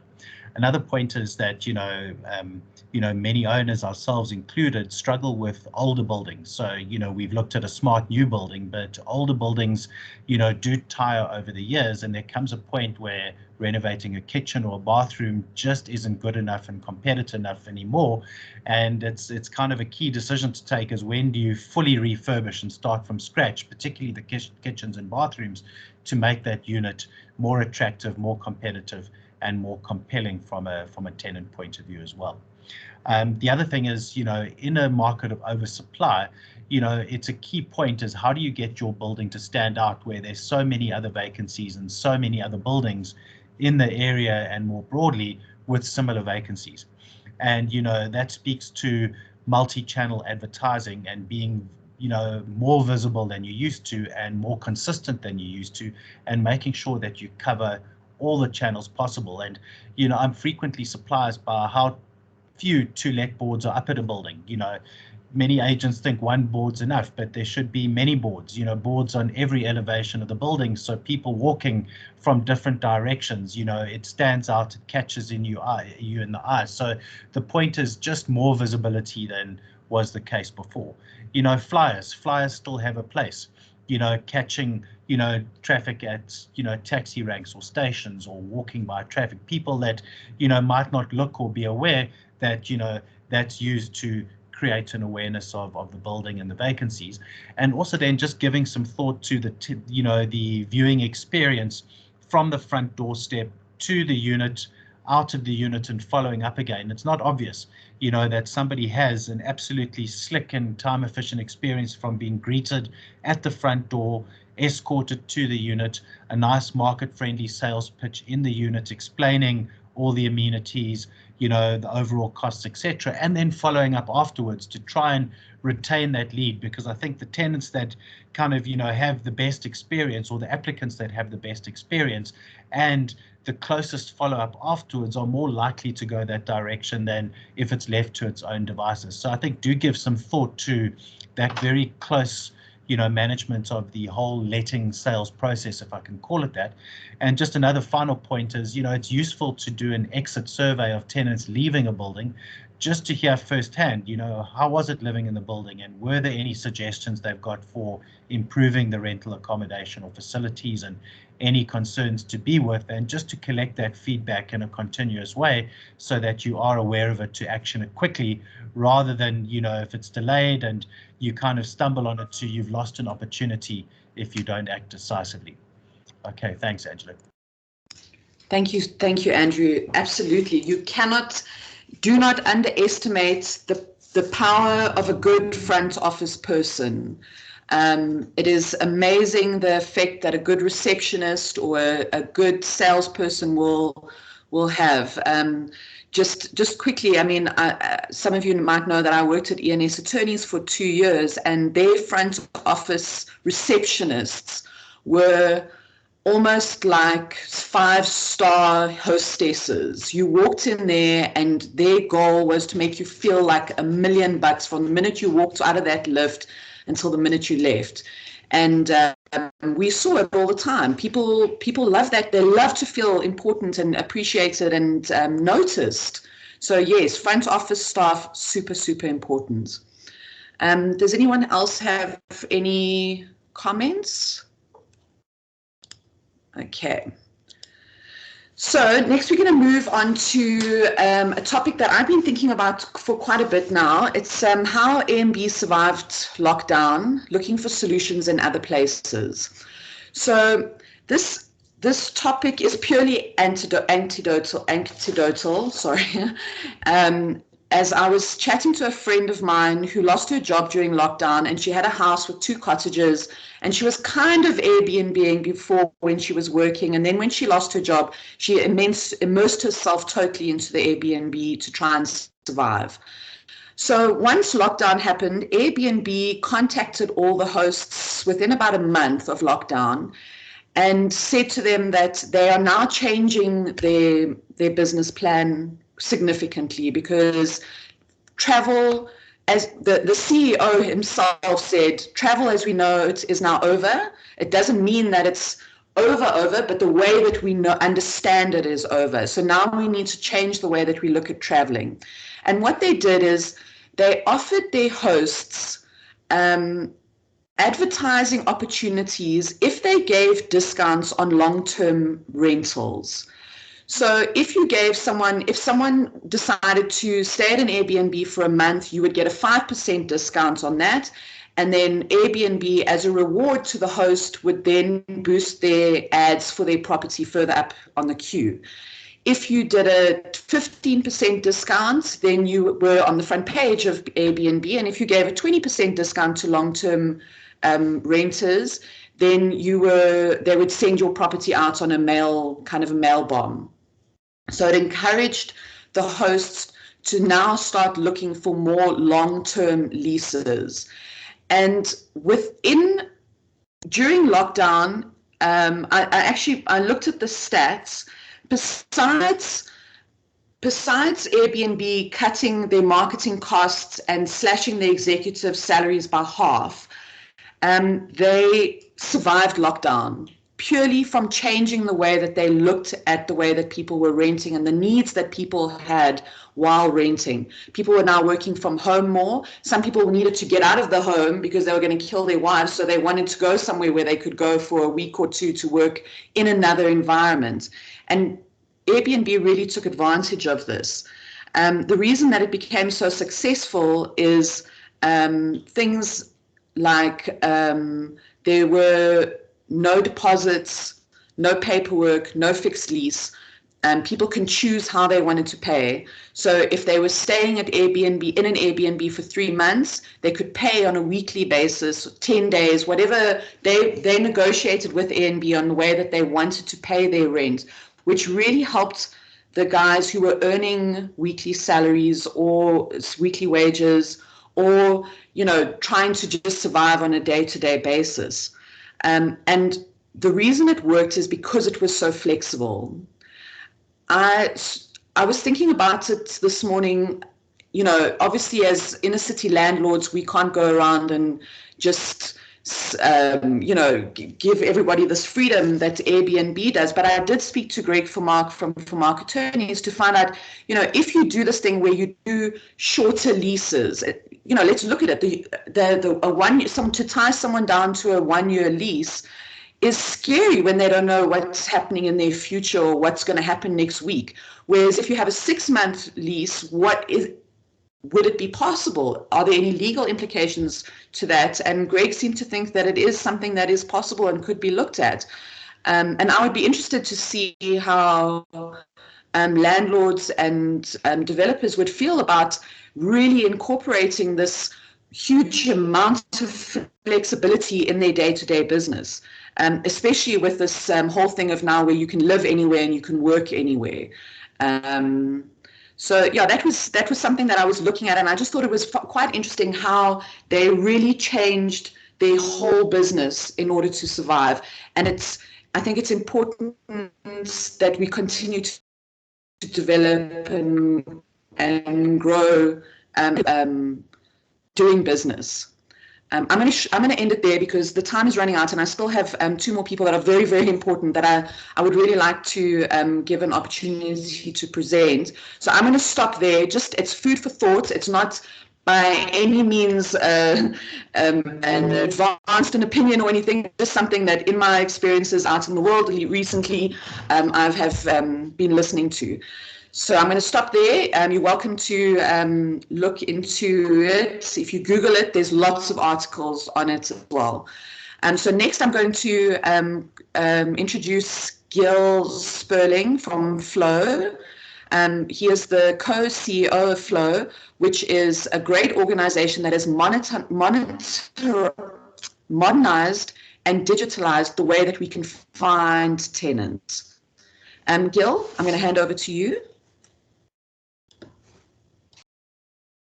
Cool. Thanks, Angela.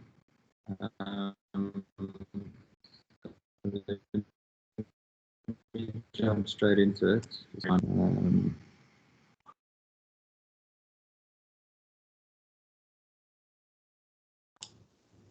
Okay, we got you.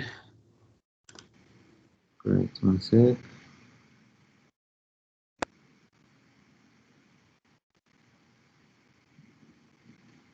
Okay.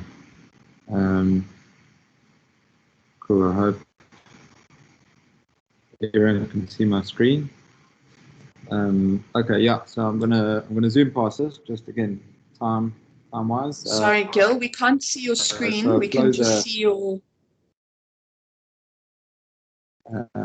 Okay, let me try again.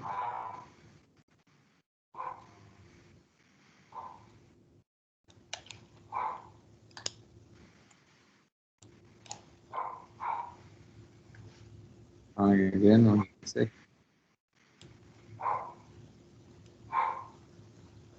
Is that better? Can you see it? Always see, yes, yeah, that's it. It's loading. It's loading. There we go. You're in. Great. Cool. So yeah, Flow is a prop tech marketing platform. We've, I mean, just a bit of context. I think I've been fortunate enough to meet a lot of you along the way, along our journey. We've been around for just over 2 years now, starting off as a rental, focusing specifically on tenants and, you know, retaining good tenants. And we also launched search just before lockdown last year, the ability for landlords to find good tenants, as we kind of uncovered that, you know, better behavior through tenants. And as lockdown hit, we started going quite a bit deeper into search and landed up wiring up the Flow platform deeply into Facebook, which is where we find way more demand than anything we've built up and any other competitor in the market. And that's what I'm going to take you through today. So it's much more about finding the right tenants and how we use social media for many clients now to do so.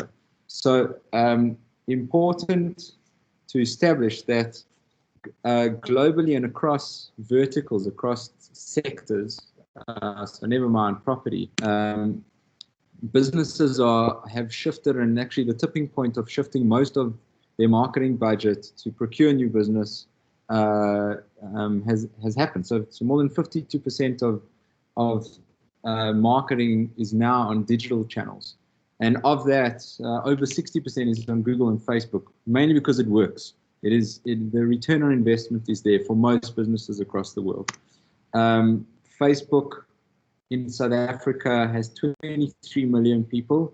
People spend over 4 hours a day with their phone. Most of their time is on social media.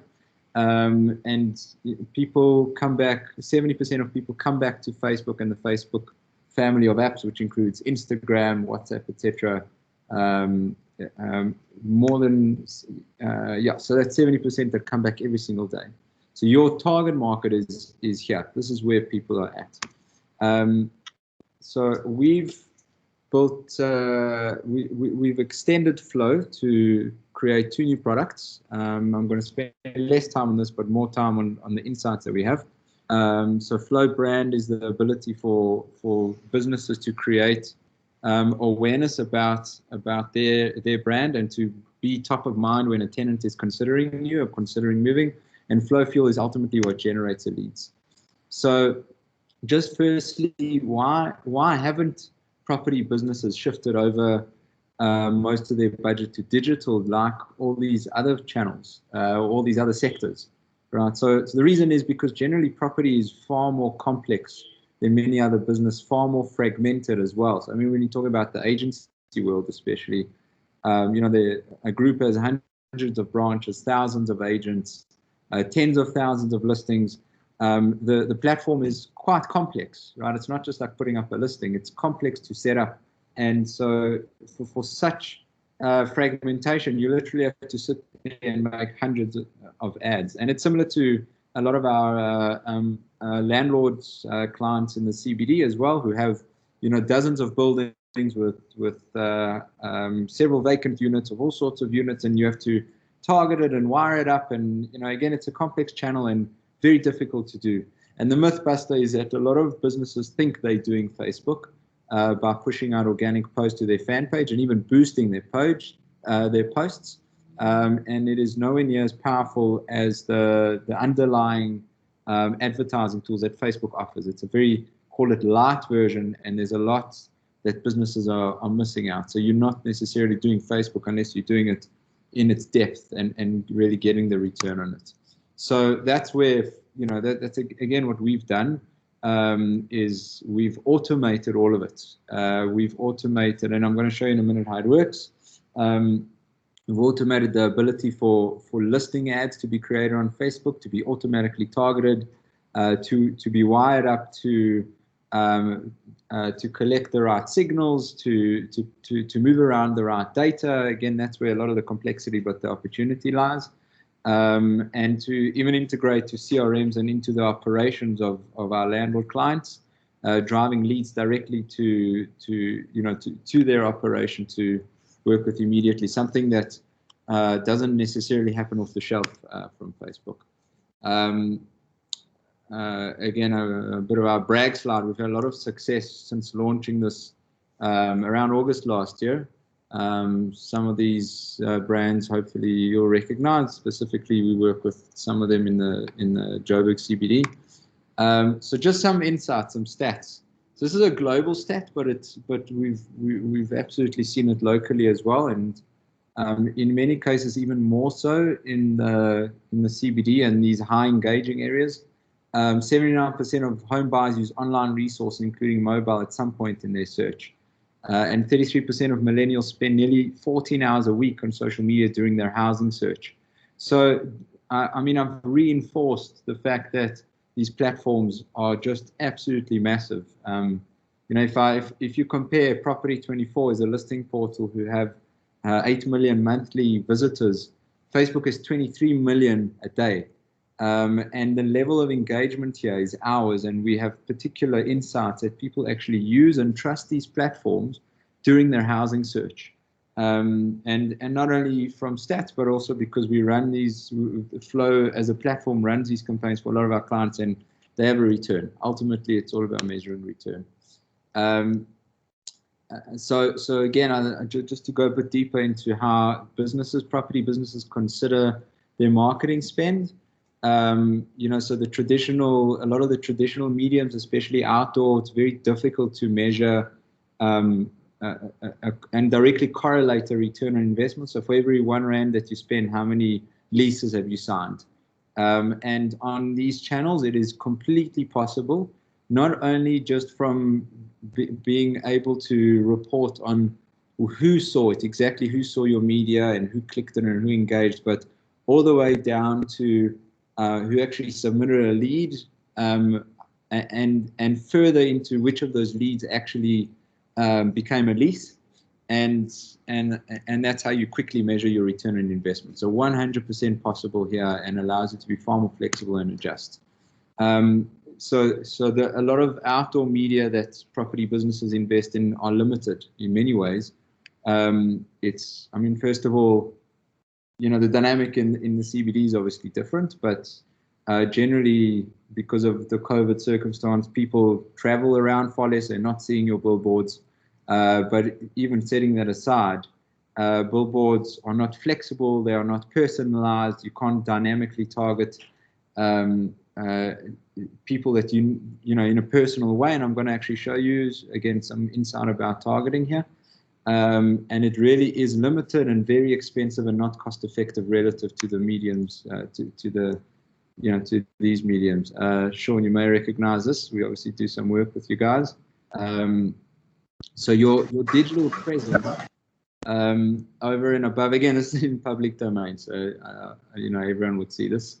Your digital presence. That's awesome. Yeah, cool. Is your insurance policy to remain top of mind? So how do you think about these channels relative to your competitors and what others are doing? And so the short of it is that a lot of property businesses are coming on board, and again on Facebook generally, on social media generally, obviously Flow is here to enable that. Your people, again, I mentioned earlier, they're not driving around. So people are seeing you or have the opportunity to see you on Facebook every single day, and with a personalized message, and potentially even multiple times a day or a week. Your current tenants are also here. So it is a perfect opportunity to retain them by reinforcing your value proposition, and giving them that peace of mind that they are with the right landlord. So brand awareness through regular and effective advertising is vital to building that trust and credibility, staying top of mind. Your strategy in terms of attracting new tenants, for example, and it's been mentioned so many times on this call now, around your 1 month free or whatever it may be, it's a great hook, but it really is been proven, and on this call been reiterated, that it has a bad long-term impact. And it's this channel is up to you how you want to use it to relay a message, that may be one tactic, but being top of mind and pushing through your fundamental value proposition ultimately also translates to longevity in business. As an aside, Facebook also answers the poppy problem, which I'm sure you've all been banging your head against the wall in the past month as the act actually came in. Why it answers the poppy problem is because people on Facebook are fully consented. They are they have completely consented when they sign up to Facebook to see advertising on their newsfeed. In fact, part of the experience on the newsfeed is that the advertising is curated and well targeted and very relevant, and therefore people actually enjoy it because of its relevance. But not only that, when you target as a business, when you target on Facebook, you target on aggregate. You never have access or target people based on their personal information. The personal information may come in down the line if they engage with you and they submit a lead form or whatever it may be, which I'm going to show you. But there is no poppy problem on Facebook. So how it all works, we've essentially automated and we pull through your listings in a similar way that they may be pulling through to your website or to the portals. We pull them through. We Flow automatically creates the ads and targets them. The prospective tenants then engage with the ads and they submit a lead, and the lead goes directly to your environment and to your agent's hand or wherever the operation may be.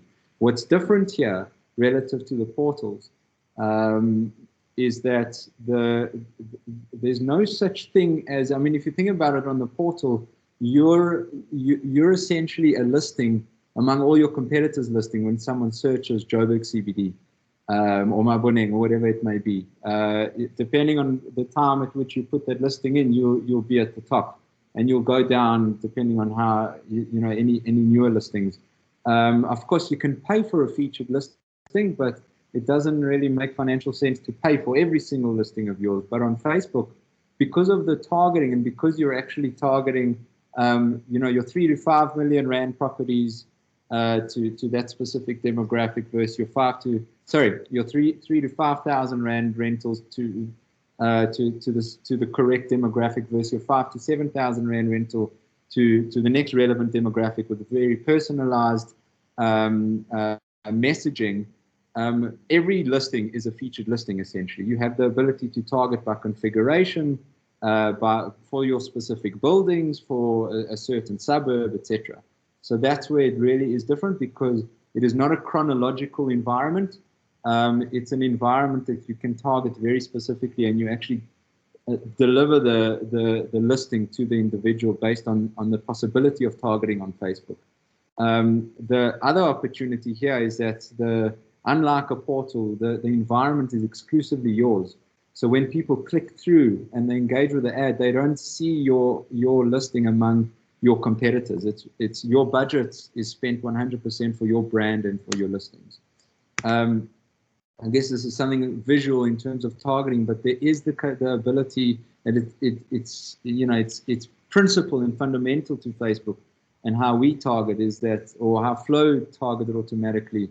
The Facebook algorithm is able to pick out people who are likely in the market based on certain behaviors, and you can show them a certain property versus those that may have shown a deeper intent and may have engaged in the past, and that's called retargeting.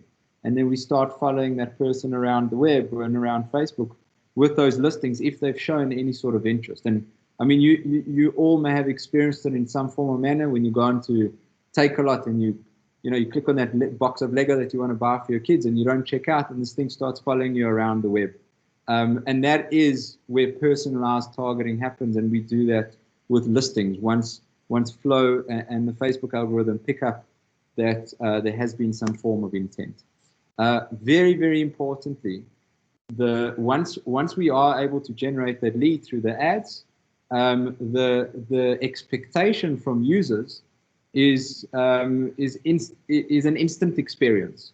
And that's why we advocate and have built some tools on Flow to try and ensure that your agents or your operation respond to that lead as soon as possible. We also know from the insurance world, who are obviously very aggressive when it comes to call centers and lead generation, that the chances of converting a lead to a deal deteriorates at an exponential rate. Literally every 5 minutes, you're deteriorating your lead. So that's why what we've built out is, once we generate that lead out of Facebook through the Flow platform, through the API integration, it gets delivered to your internal agent, or however your operation is set up, through an SMS, and that agent is able to instantly start a WhatsApp conversation with a pre-scripted text to that prospective tenant, and ensure that you're striking it while it's hot. Of course, we do integrations to CRMs if you do have that sort of system in house. Because similarly, you may be quite a bit more sophisticated when it comes to those systems, and it's all with the same principle of ensuring that you respond as quickly as possible. Because there's another stat here that says 78% of leads are closed by the first business to respond. So you want to be, and especially with this environment with Facebook, where people are digital and they are high intent and they want that response. Lastly, the ability for us, for Flow and for Facebook to measure how your budget is being spent and how what sort of response you're getting actually provides insights way beyond the media itself. So a lot of our clients are quickly learning about how the market is responding to their products, to the right pricing, to the right messaging, etc., and it just the ability to inform business further, where people are spending their day, hours of their day on these channels, is there's a lot of insights that come out here. So the last point that I want to make is that I'm going back to the point about the return on investment and this being a measured channel. Clients who we work with, who obviously use Flow to generate their ads, we go through a simple exercise, or we help them think it through in a way. And I just want to leave you with the thought that, because this is such a high measurable environment, you're able to do an exercise to say to yourself, for example purposes, I've got X amount of vacant units, which has a certain annual lease value. Your operation has the ability to convert some percentage of those leads to a lease. Therefore, the number of leads that you require, we're able to facilitate and help with the benchmark of a cost per lead, and that's how you get your budget, right? So your budget generally is some percentage of your annual lease value that is vacant that you should be spending back, and you can instantly and immediately calculate a return on investment, or initially plan for it, but instantly calculate whether this thing is making you a profit or not. Cool, that's me. Thank you very much. Great, Miguel, thank you so much. Do we have any quick questions or comments before we go on to our last presenter? Is everyone happy? Okay, so if anyone wants Gil's details, please get hold of me and I will forward them to you, or you can go onto their website. There's a lot of information on there, and that's also where the login portal is. So next up, we have Kagiso Olifant, who is from Dokime. Kagiso and I work together at ENS Attorneys, very dynamic youngster. Once I left ENS Attorneys, he moved over to the ENS Forensics Department, and went through significant training with the Forensic Department, and has now opened up his own company doing tracking and tracing. And he is also still consults for ENS Attorneys as well as some other corporates. So Kagiso, I'm going to hand it over to you. All right. Hello, Angela. Thank you so much for this opportunity. Can you hear me? Yes. Let me try and get my presentation slide on.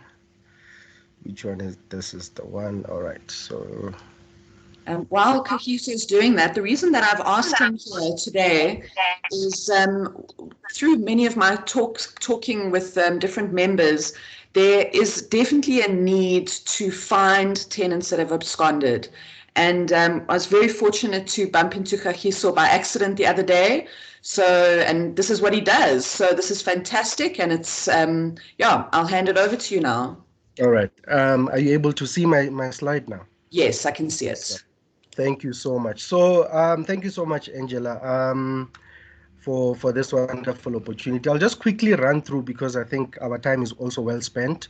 So I'll just tell you about us. We are a risk management company. We provide investigation support. We provide forensic investigation support, evidence gathering, document management, and digital forensics. But what I'm going to be talking about today is on the background checks, the service we provide for tracking and tracing. So we have two ways of tracking absconded tenants, because this is now I'm speaking to property owners and managers. So I'm providing two ways to find absconded tenants. One way is by desktop tracing. We have a vast access to to various data sources which allows us to be effective and efficient in tracing absconded tenants or anyone that you may be looking for that matter. And we've had previously great success in finding individuals and businesses. So whether you're looking for a business, whether you're looking for a person, we are able to track them down using various data sources that we have subscribed to. So the other service that we are providing is physical tracing of tenants or people that you may be looking for. So what we offer is a doorstep customer visit, which enables us to effectively reconnect on your behalf, on behalf of your business, and speak to those people to begin their payments, and we can also organize a payment plan, because we know some of them, especially if they are within the borders of South Africa, we are able to, any South African citizen with a South African identity number who's active, on the South African economy, we are able to trace them. So these are the two services that we provide for tracking and tracing, and we also do background services. I know a lot of us may be providing such service, that is screening of tenants before they come in. This is just like a risk management type of thing. So we also provide a background screening for your company, for your organization. If you have a tenant that wants to move in, what we do is we check we check their background, we check their criminal we check their criminal records, we check their credit scores and everything like that to make sure. And we also go to the previous owners where they were renting out to find out their history, how they were, just check out, and we provide a full report on that. So I'll just quickly, I know Angela, we spoke about this, but I'll just quickly run through on the background screening for your tenants. Owners receive a lot of requests when renting out their properties. It is important that they select the right candidate. So our service allows you, to screen and make sure you select and get the right candidate. It is very dangerous to randomly pick without conducting a proper check. So owners should carry out background screening before entering into any rental agreement with the potential tenant. So these background services allows you to proper screen on who you let into your building. It's also for your own safety, it will reduce stress, because knowing who you let into your building and can save you a lot of trouble and headache. So this is the basically the type of service that we provide for for you guys. So this is what our services, we do criminal checks, we do, we can provide you with a full profile check, a consumer trace, and a whole lot of things. So this is us. You can contact me on the following details if you are interested in finding an absconded tenant or anyone, and we are at your service. Thank you so much. Thank you so much, Kagiso. That was perfect. Perfect timing, perfect little presentation. Thank you very much. So does anyone have any questions or comments before we wrap this up? Okay. Management holiday, and they spend Shaun? Angela, I just wanted to say that I'm quite impressed with all the presenters' presentations. Really professional, very nicely done to all fellow presenters. Thank you very much, Shaun. So if there are quite a few people who have logged into this webinar who are not JPOMA members. If you would like to be added to my webinar mailing list, please email me at angela@jpoma.co.za. And we do have another webinar coming up on the 8th of July on survival of the inner cities, urban farming. So if you would be interested in joining that, I will be sending it out to the JPOMA members and to my webinar mailing list. But if you're not on either of those lists, then pop me an email so you can join that webinar as well.